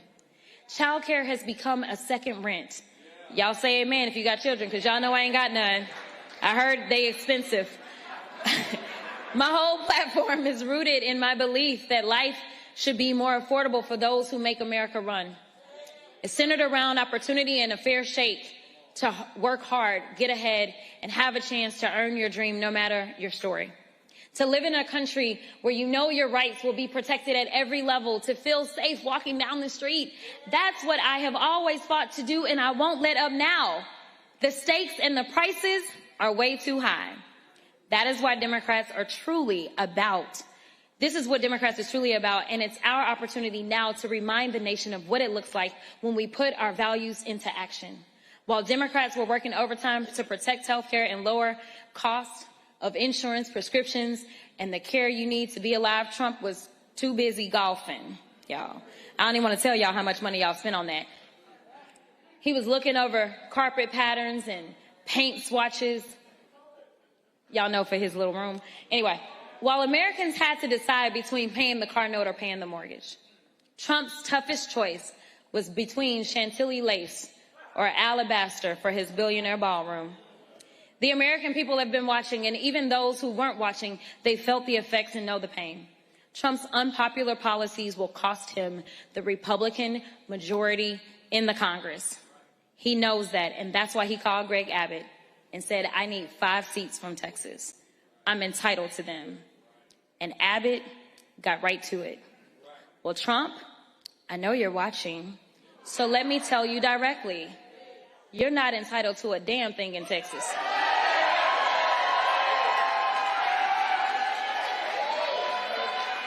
You better get to work, because I'm coming for you. He knew he would lose. So Trump did what he always does, resort to lying, cheating, and stealing. He has rigged our elections once again by changing the lines in the middle of an election cycle. And the cherry on the top, Trump drew me out of my home district. I know he's tired of me holding him accountable, dismantling his lies, and I know he's tired of me breaking through to millions of Americans, tired of me getting people out to vote, tired of me living in his head rent-free. Well, Mr. President, you couldn't beat me at the ballot box. And so, as y'all know, a judge that you appointed, Mr. President, he said your maps were unconstitutional, but you ran it up to your loyal activist cronies at the Supreme Court and snatched representation away from almost 500,000 people I represented right here in CD30. Well, I'm here to tell you, Donald Trump, you won't get rid of me that easily. I'm not going away. I'm not giving up. I still believe in this country. I still believe that we are in the land of opportunity. I still believe in the bright beacon of hope amidst a sea of despair. I still believe Texas will lead the way and prove to this nation and the world what I know to be true. So I'm asking you, will you join me in this campaign? Will you join me in the work and turn this moment into a movement? I'm asking you to wake up every day between now and November, yes, every day, and ask yourself daily, what am I going to do today to elect the leadership I wish to see? Who I'm going to call today about why I need to vote?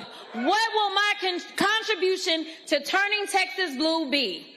It's also why I've sought to bring about unity within our party as well.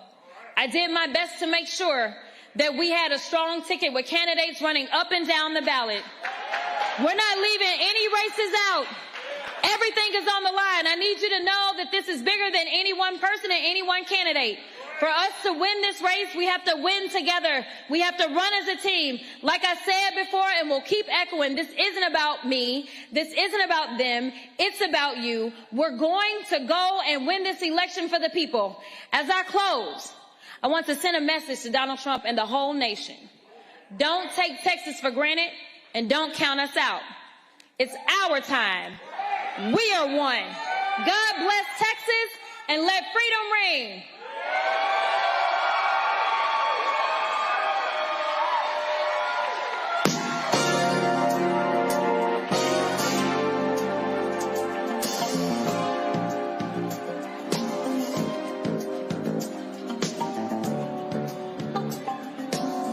All right, everybody, let's give it up one more time for the next U.S. Senator from the state of Texas. All right. If everybody can remain in their place temporarily, DJ. All right. So, my elected officials in the middle, if you can exit the same way you came in, my young lady on my right and your left will guide you. Everybody after that, can you please go to where the entrance door is and you'll line up there. And it isn't mandatory, but Jasmine wants to take a picture with you guys, so if we can do it in an orderly fashion, that would be great. Thank you so much. All right, folks, Congresswoman Jasmine Crockett just announced she's running for the United States Senate in Texas. Colin Allred, former Congressman Colin Allred, who ran for the U.S. Senate against Ted Cruz, was in the race. He dropped out today. He filed to run for Congress in District 33. So they ran in that particular race there. And so that's what's going on there. Let's bring in my panel, Randy Bryant, DEI disruptor, joining from D.C., Congo Dominguez, Senior Professor of Electoral School of International Service, American University, State Representative Yolanda Jones of Texas. Yolanda, I can start with you first. Congresswoman Crockett, this is big news, obviously. A lot of people are like, oh, my gosh, she's guaranteed to lose. But she talked about it. Texas is 61% minority, but 61% of the folks who vote in Texas are white. The issue here is Trump's numbers among Latinos has dropped in a massive way. The numbers have dropped in a huge, huge way. And so now what you're seeing is, this whole thing now coming out. When you look at the numbers, she's saying, hey, Republicans are nervous, saying that if Ken Paxton beats Cornyn in the primary, they say, hey, Paxton is going to be in trouble. And so she's like, hey, she studied the numbers, and that's what they're saying. Hey, if Paxton is an issue, if he wins, then that could be problematic for Republicans by having someone with her name ID and the ability to raise money running for U.S. Senate. Well, I think she said everything she was supposed to say. And I think that if anybody can motivate people to get out and vote who don't have faith in the system, I think it's probably her. And so, I mean, I'm excited to hear it. So I didn't know what she was going to say, but I think she hit all the nails on the head that she needed to hit. And as a person who lives in Texas, I'm sick of the people that we have as our senators. They never do anything for us. So I think that her running for Senate has caused a bunch of confusion in other places, but I think that'll all work itself out one way or the other. I mean, I've already heard all kind of conspiracy theories about what's going on in Dallas. And I also think it's interesting that Pastor Frederick Haynes, who I'm really good friends with, announced a run for Jasmine's seat. So I'm excited to see. Hopefully it'll help people down ballot everywhere in Texas. So I think if anybody can motivate black people to come out to vote, it's probably her. So I'm excited. I mean, Texas needs to go in a different direction. And I think that what Trump intended for bad, I think God maybe end up having it go for good, because I, again, think it's going to help everywhere, including all those racistly gerrymandered seats. Absolutely. And, listen, a lot of people out here on Congo saying, well, she can't win. But the bottom line is, I remember they said she referred to it. Look in Georgia, you can't look at what's happening in Georgia, and you can't win there. Somebody has to run, and you have to listen. Texas has 254 counties. Democrats only have offices in 81. It's an unorganized state. Texas has the most eligible black voters of any state in the country. Significant Latino votes, many of them who are eligible but not registered to vote. And so Crockett's whole deal is, if she can appeal to younger voters, reach black voters in East Texas, get anywhere from 30% of the white vote, have a big black and Latino turnout, she says she thinks she has a shot. Yeah, she absolutely has a shot, and it's going to be interesting to see how people play her against Tallarico and you know, their differences. And I think people can talk a lot about the Hispanic vote and where that's going to go because people are so angry with Trump. But I actually think, Roland, that the biggest demographic that's going to be of interest in Texas is going to be the female vote. Because we don't talk about it on a national level in terms of a lot of the mainstream media networks, but some of these stories that are going on of what's happening with women and the abortion ban, so many of these stories we read in like ProPublica and all of these places, they're happening in Texas. And the stories that in terms of women just basically being shackled on some levels, also the challenges with it being illegal just to give consultation about abortions and all of those types of things, I think that's also going to rile up a lot of women. And that's not something that's new for Jasmine Crockett. She talked often about being on the campaign trail for Biden and Kamala and talking to women and hearing their stories. This is something that she's really passionate about. It is always something that she's been strong about, and I feel like that's going to be a strong case as well. And she's the only woman who was in the Senate race in Texas. And so I believe that Texas had the lowest voter turnout of the second lowest voter turnout of the presidential election. I think with people like her and Tallarico being in the race, that's going to change exponentially. But quite honestly, Roland, I was hearing her talk so much and I was just thinking like, Crockett 28, and I'm like, okay, right, it's not the presidential. But my point is that she sounds so presidential and she sounds so ready. And that comes from somebody who's been battle tested from all of the experiences that she had. And I think that she would be a great representative for Texas. I hope they see the same way. Randy. She can win. Revolutionary things happen in times like this, times of great strife. And I believe that she does have an incredible chance of winning. She will get people to the polls. People want someone who will fight for them. And if Congresswoman Crockett has done nothing else the last several months, is that she has been the voice of the people. She has shown us that she is not scared in the face of the bullies that are running the administration right now. And people crave that. She provides hope to us, and we need that. So I believe her chances are actually better than some may think. And I think even Trump has worked to her favor. If he weren't scared, he would not mention her as much as he does. He recognizes her power. And so we need to recognize our power and not at all back up because of what the naysayers may say. I am behind her 100%, and I look forward to celebrating her victory. Hello, I'm Isaac Hayes III, founder and CEO of Fanbase, and I'm here with a very important message. We are at a turning point in the Black community where we must have equity in the apps we use that scale to billions of dollars. But this time, we own the infrastructure, we own the culture, and we shape the future. And Fanbase is the future. Fanbase combines the free functionality of Instagram, TikTok, and YouTube into an all-in-one platform built for the evolution of social media and monetization. With over 1.4 million users, that's real proof that we are shifting the conversation of tech ownership and equity for creators. So right now, I want you to go to startengine.com/fanbase and invest today. The minimum to invest is $399. That gets you 60 shares of stock in Fanbase at $665 a share. This marks a turning point in Black ownership of social media. If we don't take this opportunity to own social media right now, we will always be customers to our own creations. And that can't go on. So once again, go to startengine.com/fanbase and invest today. We must own the platforms where our voices live, our stories matter, and where our culture drives the world. Thank you.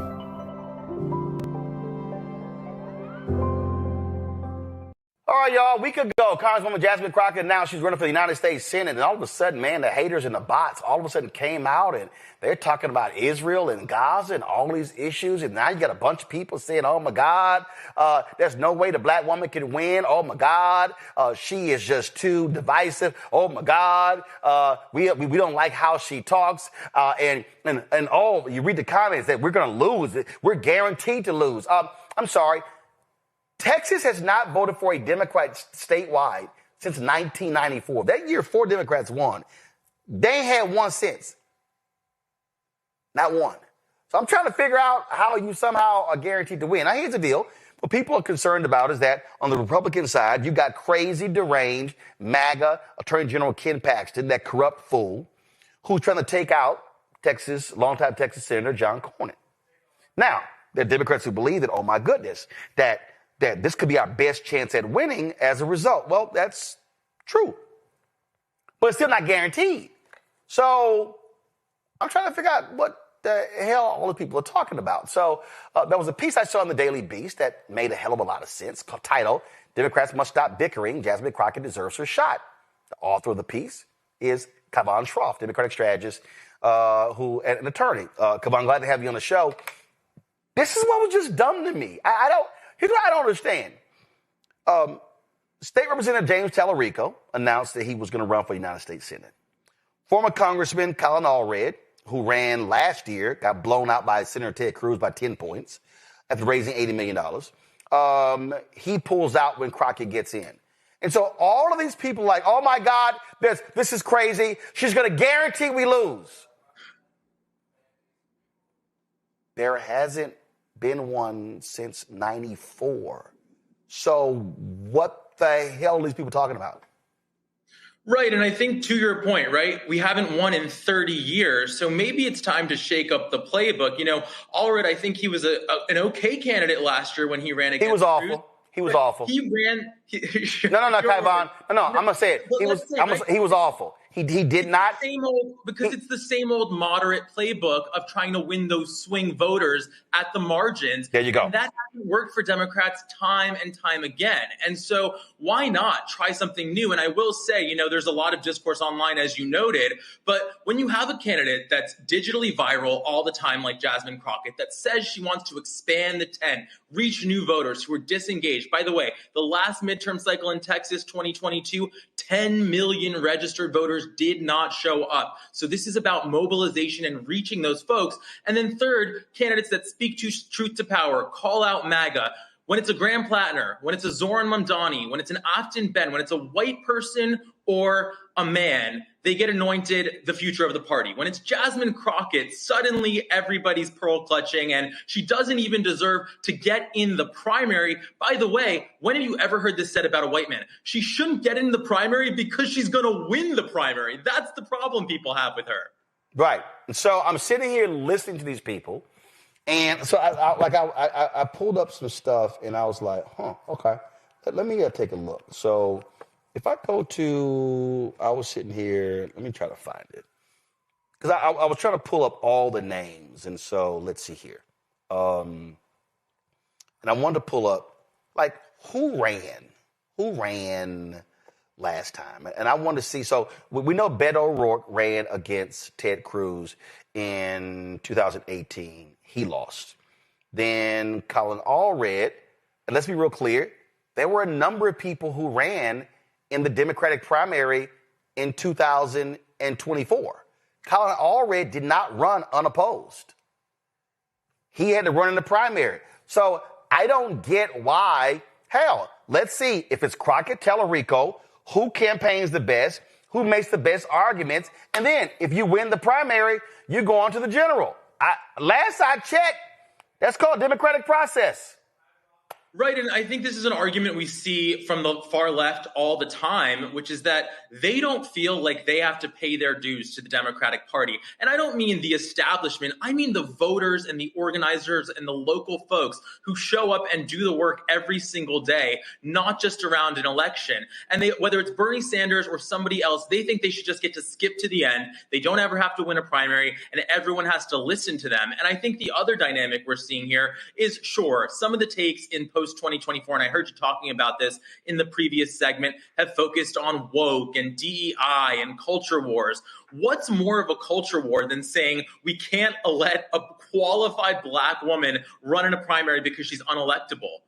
There's nothing more than that. By the way, you want to talk about racism? I think it's so clear when you look at the issue of Gaza and you compare James Tallarico and Jasmine Crockett. This is the issue a lot of folks want to preclude her from joining on. They pretty much have the same position. The only difference is James was pretty much irrelevant. He wasn't in Congress. He's not in the Senate. Nobody cared what he thought about the issue. But when he's spoken about it, he's been aligned with Jasmine Crockett. So to say that's your deciding issue against the Black woman, of course that reads as racist. Actually, so I just pulled this up. This is right here. Colin Allred, this is just last year, Kavon. Colin Allred defeated 8 other candidates in the Democratic primary. There were 9 people that ran. Oh, including State Senator Roland Gutierrez. He's Latino. Carl Sherman, who's African American. You had some white candidates too. It was 9 people running. So we're losing it because some people, they think, like this one guy posted, James Tallarico is a dream candidate. And I said, can you define for me how he's a dream candidate? I'm still waiting. And again, this is not shading Tallarico. I've been to, first of all, I'm from Texas A&M graduate, okay? And I went down to the state capitol. Tallarico was one of the biggest voices against Greg Abbott's stupid scam voucher bill. I sat with Tallarico in his office and made a video with him. Okay, I'm not opposed to the guy. What I'm opposed to are these ignorant Democratic progressives, and most of the ones I see talking ain't even from Texas. They got no vote whatsoever, opining on a Texas primary when they don't know shit about Texas.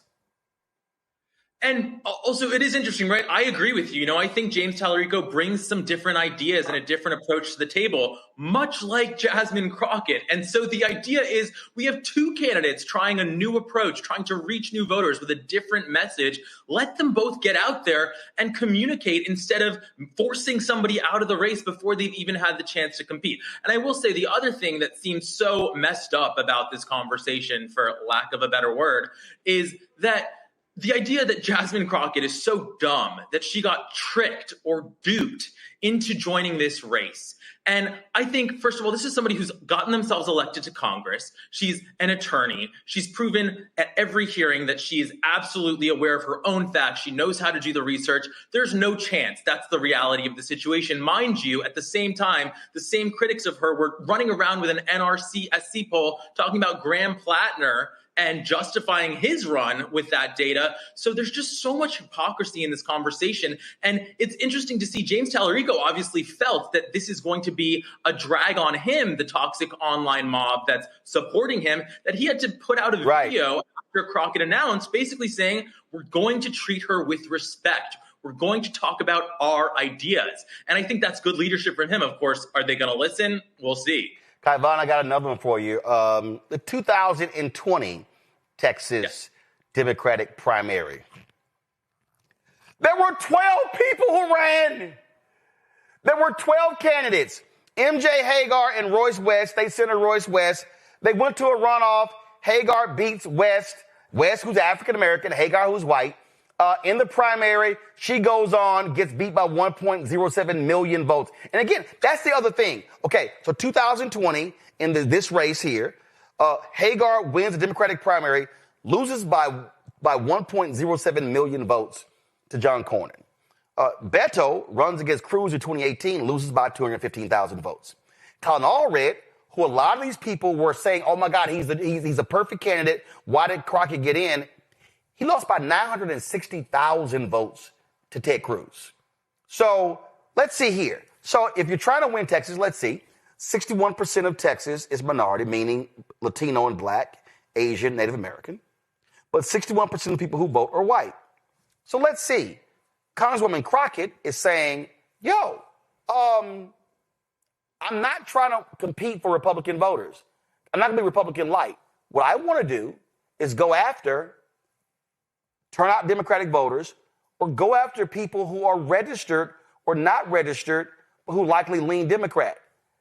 that to me makes some sense because the strategy of converting suburban Republican voters, I haven't seen any evidence that actually has worked. Oh, and by the way, haven't you noticed, Kai Vaughn, how they're now trying to rewrite Beto ran as a progressive?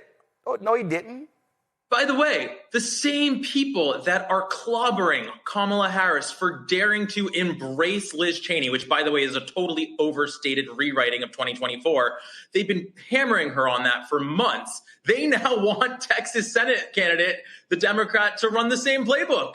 And they want Crockett out with that same logic. So it doesn't add up. And by the way, Texas, as I'm sure your viewers may be more aware than the general viewer, has the most black people in the country, in the state. So Jasmine Crockett will be the only major black woman female candidate in this race. And it's, again, not about identity politics. It's about speaking to communities that are under attack under this administration. It's absolutely a compelling message. And by the way, if it wasn't compelling, she wouldn't have the platform that she has. And people, the usual pundits, don't understand a candidate like Jasmine Crockett, because I already saw people criticizing her out the gate with her viral video, and they said she's too focused on herself.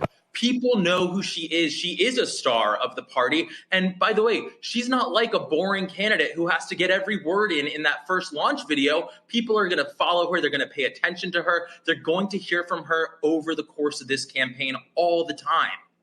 Yeah, I mean, it's amazing. And I did something the other day, and I said point blank, I said, I'm from Texas. All my family's there.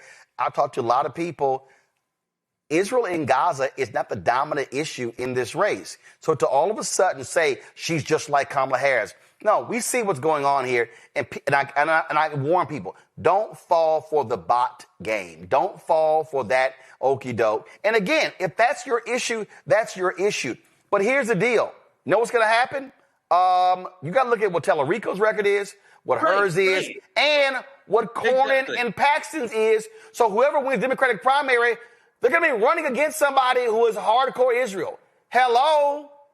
It's called winning. That's the point, right? It's like, if that's your issue, I saw some ridiculous account that they disqualified both James. It's a pro-Democrat account or a pro-left account.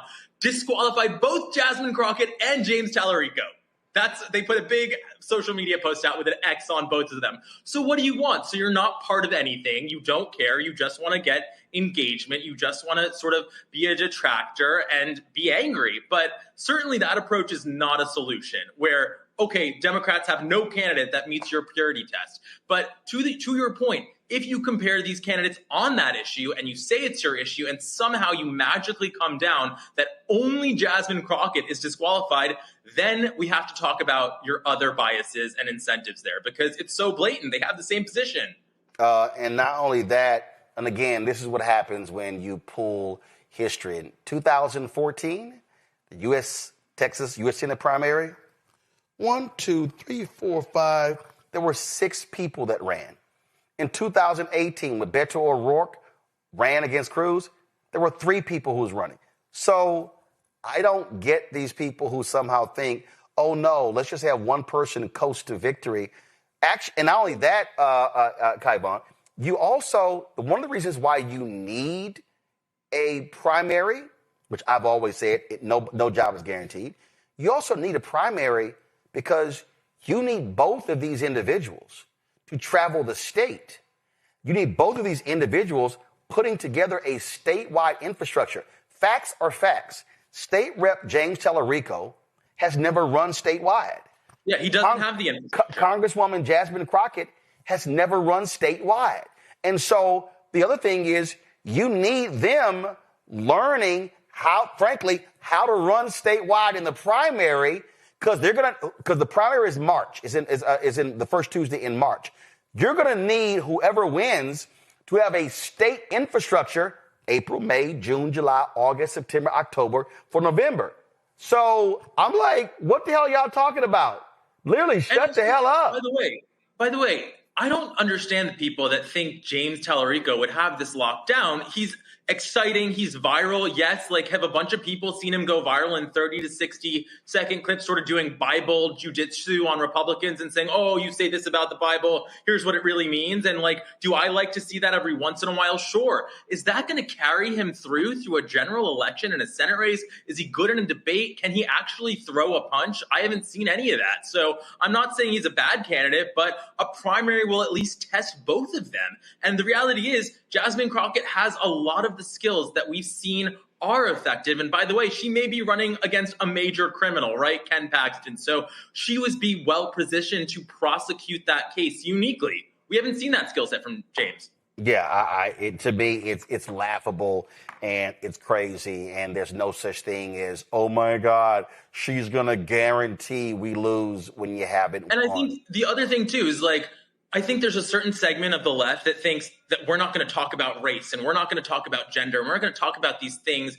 because that was their takeaway from 2024, that we focused on that too much. First of all, we just had an election cycle that I think proves that's not the case. We've already made gains back with the young voters, Latino voters. Seems to be very laser focused on short-term economic ups and downs, which has always been the case in politics. So I think that's way overhyped. But when you are blatantly racist against a candidate like Jasmine Crockett, by the way, right, talking about her, why are we reading articles in national media about her acrylic nails and her fake eyelashes, and they're so angry that she was the background on her phone? I mean, get a grip. Obviously, that's worthy of pushing back on hard. And I have to say, I really admire and appreciate your show, because if you look at the new media ecosystem that Democrats have built, it is so non-diverse, and they are losing the perspective on so much of the party and the base of the party on these issues. Well, it was interesting. Just today, I saw this graphic that somebody posted that was very interesting about all of these Democratic candidates who want to run for president and the podcast that they were appearing on. And I saw it and I was like, that's interesting. We're not mentioned. And at least 5 of these people have been on this show in 2025. So I DM'd and tagged the person who put the list together and said, you listened to 431 podcasts. How many of those were black?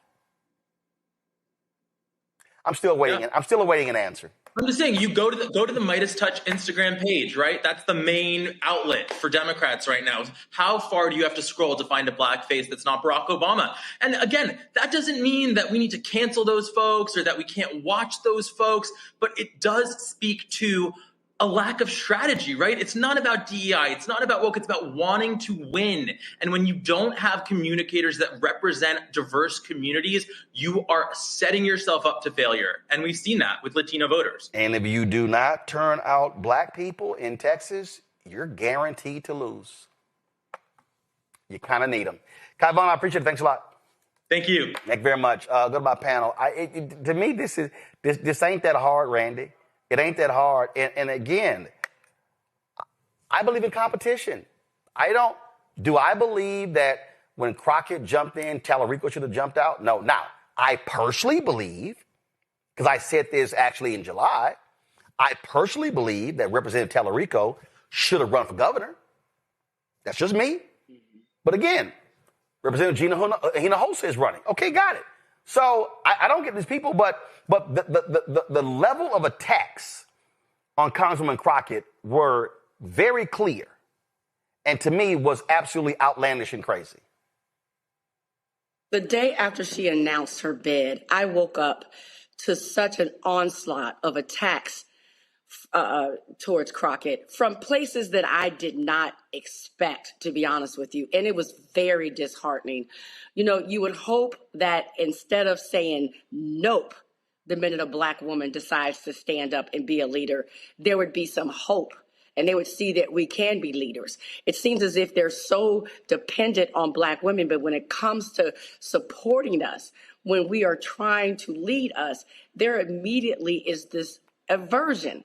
You know, people became so offended when former First Lady Michelle Obama said that we are not ready for a black president, a black female president. But we're seeing the way in what happened with Kamala, and we're seeing the way, Harris, and we're seeing the way that Jasmine Crockett is being treated. I mean, she really spoke some truth. And I think that people don't like the ugly truth, because I think Jasmine Crockett is a fantastic candidate when you look at the demographics of Texas, that she can win it, but she certainly can't if the people within her own party are immediately just, saying that she doesn't have a chance and discounting her. It is quite, again, the word I would say is disheartening, that they do not support us. And yet she has given so much hope to us lately. She's been the one out there fighting when people wanted and needed someone to fight. And I think people want someone who will fight for us, and that shows a level of strength, and she has that. We want the fire. We want the fight. We want someone who's courageous, and she has that. But, Joe, it's real simple. No job is guaranteed. And let's be clear. If you want to support Tallarico, great, statewide. But tearing her down, is that the way you actually do it? Because if she wins, you're going to have her running against Republican, and you want to stand behind her. Right, absolutely. And, I like Tallarico a lot. I've seen him on this show. And, he's got his head together in a good way, and he does some things that a lot of people out there don't do. I think him and Crockett, Jasmine Crockett, end up making each other better candidates, actually, even though there's an idea maybe he should have run for governor. But that being said, I think they end up making each other better candidates. And in any event, people shouldn't be coming out of a bag because of sisters running, okay? And here's the deal. Like, it ain't like, again, the Democrats can say, we haven't won one since what? In Texas since what? Ann Richards or whoever it was. It's not like they can say, well, let's get the white guys back because the white guys are the ones that are winning. No. Right. Nobody's winning. So they got to do something different any way you look at it. And why not have somebody up in there that's fighting and that's doing what needs to be done and that can connect to people? So, and then let the people decide. But there is some fear that the Republicans have. The Democrats fear that they fear that she'll lose. But maybe they also fear what the Republicans feel. There's some white Democrats out there that don't want the sister to win, maybe. And so let the people decide. Let all the people decide. And the great thing about Jasmine Crockett is that I think she can bring more people to the table to vote. Folks that are going to be excited about voting, that are going to want to vote, and that they see an actual fighter. Because right now, the reason why Jasmine Crockett has the lane that she does, she did what she did anyway. The reason why she's getting so much national attention is because she's a fighter. It's because she is in Donald Trump's cranium. Donald Trump probably talking about her behind closed doors right now, like she has a tail. She is in his brain, big time. And so, you know what? That's a pretty good start. So let her roll, let her ride. Let's support who we want to support. And, Democrats don't seem to know how to win in Texas anyway. So, hell, let's try something else. This is what I always say when you have stuck on stupid Democrats, Mustafa. Well, Black brilliance, Black excellence is always threatening, right? So I'm not going to take anything away from the other candidate who will be a part of the primary or others who might get in. But all we have to do, once again, is look at history and remember all the challenges that Shirley Chisholm went through, right? Whether when she was running for the House or when she was running for the presidency, folks had all these reasons why she shouldn't do it, why she wasn't qualified, why she would probably end up losing. So all you have to do is then also take a look here in this moment. You see a number of the very same things from people inside of the same parties who are saying the same things about Jasmine Crockett, even though she is proven to be a 21st century candidate, right?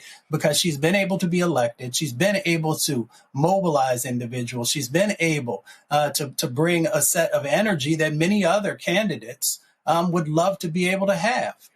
So, we'll have a fair process, which we always talk about. But at the same time, let's understand those additional hurdles that folks continue to put in front of Black women when they run for office. Well, I'm just sitting here just laughing again when I look at all of these candidates and the people who ran, and I just see name and name and name and name. And I'm just like, if y'all even just check the facts, there were multiple candidates. In fact, the only race that I found, the only year I found so far where there were fewer than 4 candidates was 2018, when there were 3. So having 2 this year, that's actually the smallest number they've actually had running a primary in 20 plus years. But that's called facts. All right. This is your chance to own a piece of the creator economy. And with Start Engine, investing in Fanbase couldn't be easier. Just visit startengine.com/fanbase and click Get Equity. Opportunities like this don't stay open long, but your investment can help build a platform that pushes the future of social media forward.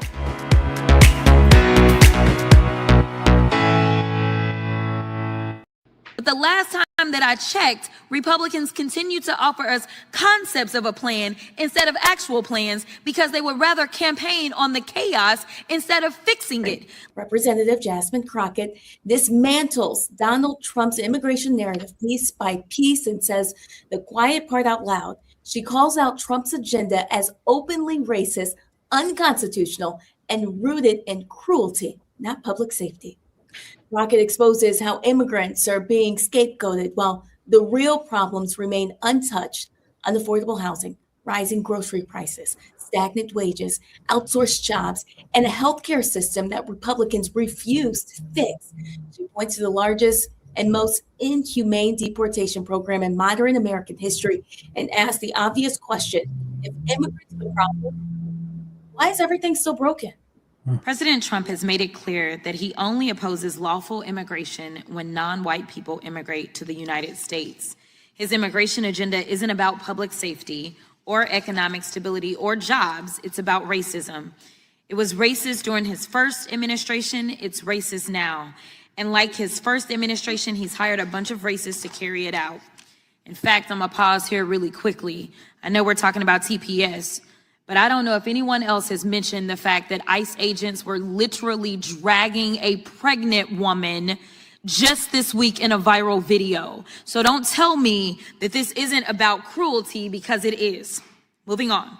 The president is now on record admitting to calling majority Black and brown nations, quote, shithole countries. He consistently refers to Black and brown people as, quote, low IQ, stupid, or nasty.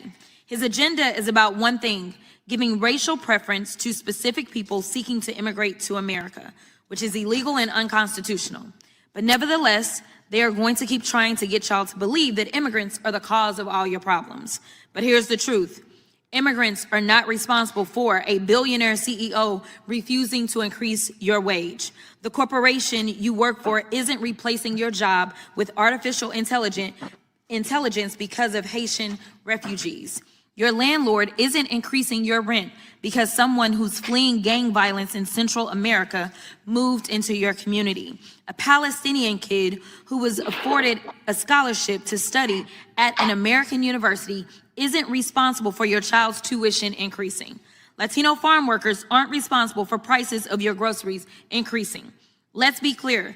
Blaming migrants and deporting migrants and ending TPS won't improve the lives of most Americans.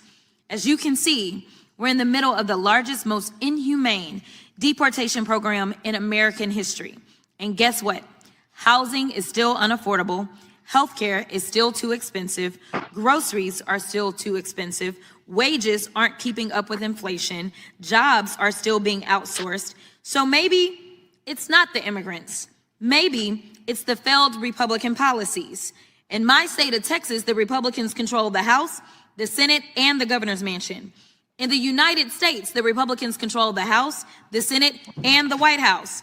Maybe it's the fact that Republicans would rather give permanent tax cuts to billionaires, but won't even give middle-class Americans temporary health care benefits. Maybe it's the fact that President Trump has the wealthiest cabinet in American history, and these people are out of touch with the American public. Now, Mr. Williams, will ending TPS help or hurt the finishing trades industry your union members work in? It will hurt the construction industry as a whole. Let me tell you this, or let me ask you this, this ain't in here. Has it already hurt the construction industry? It has. Because of the fear and uncertainty. There's a lot of fear. There are workers that are not showing up to their jobs, regardless of their status, because of how immigration is being carried out under this administration. Is that correct? That is correct. Will ending TPS help or hurt job site safety? It will hurt job site safety. Will ending TPS help or hurt affordability in our communities? It will hurt affordability in our community. Exactly. As people are complaining about the fact that housing is up, you've got to think about what those input costs look like. Those input costs, besides the fact that he's been reckless and ridiculous and not been reined in as it relates to the tariffs, and we know that we get a lot of lumber out of Canada. We want to fight with Canada. We want to fight with Mexico. And then we want to tell people that have come here and are going through the process, and I'm not going to say that any process is perfect, but the last time that I checked, Republicans continue to offer us concepts of a plan instead of actual plans because they would rather campaign on the chaos instead of fixing it. Listen, none of us sitting here, whether you're a Democrat or a Republican, wants to be unsafe in our country. I want to be clear. I don't want a criminal in my neighborhood either.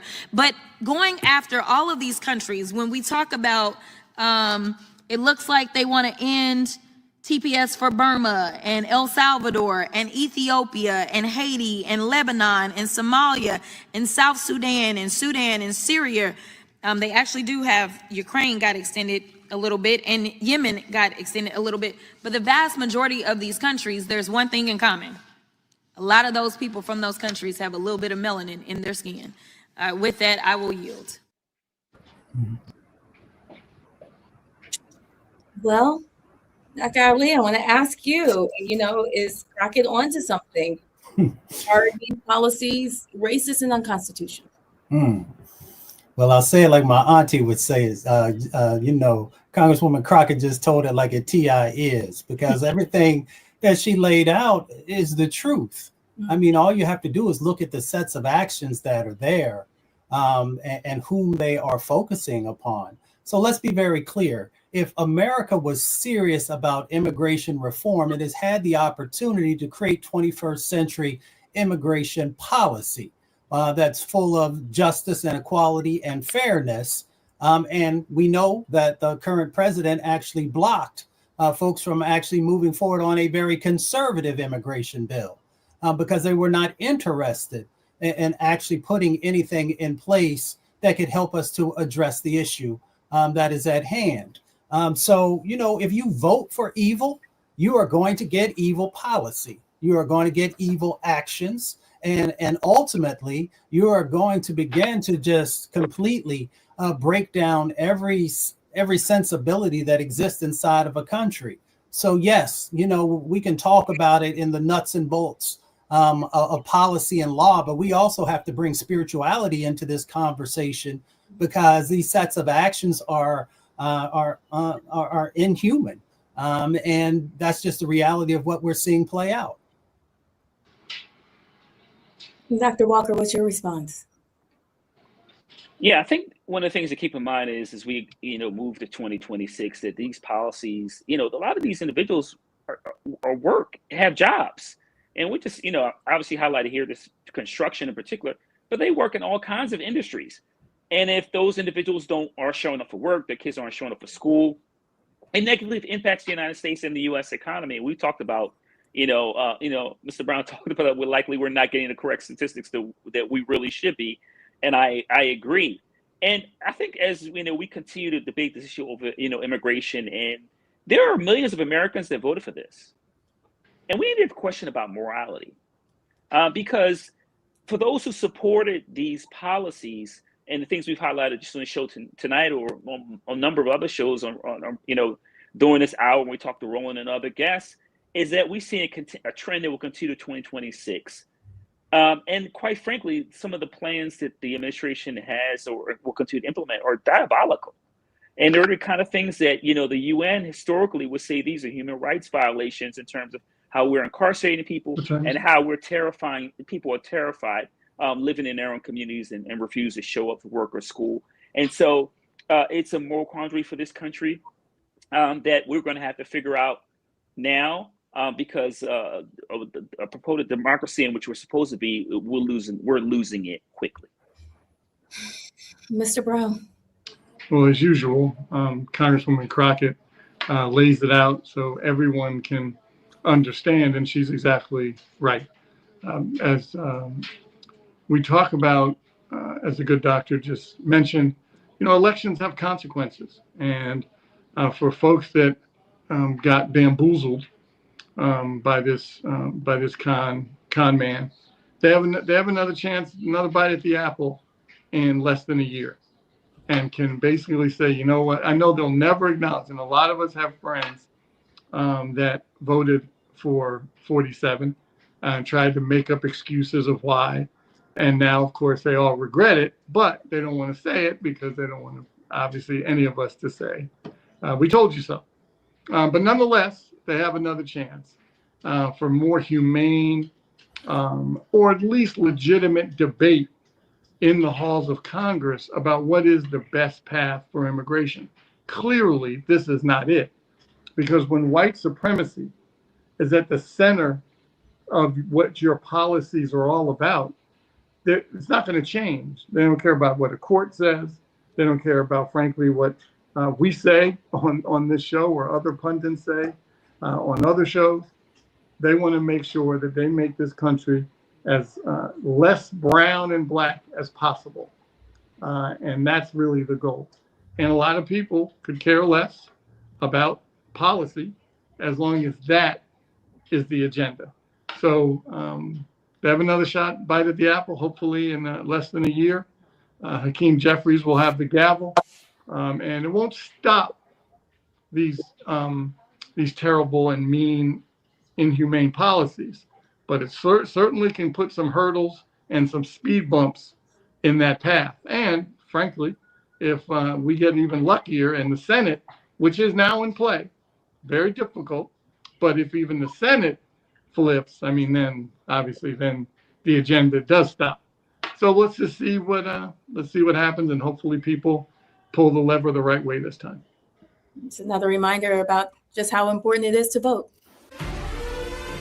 Violent white supremacy is, quote, the most persistent and lethal threat in the homeland. The greatest terrorist threat to the homeland is the homegrown violence stream, including hate crime committed on behalf of some kind of white supremacist ideology. They are coming after everything in Black America. MAGA and Donald Trump are specifically targeting Black America. They are going after the money. Attack Black Lives Matter.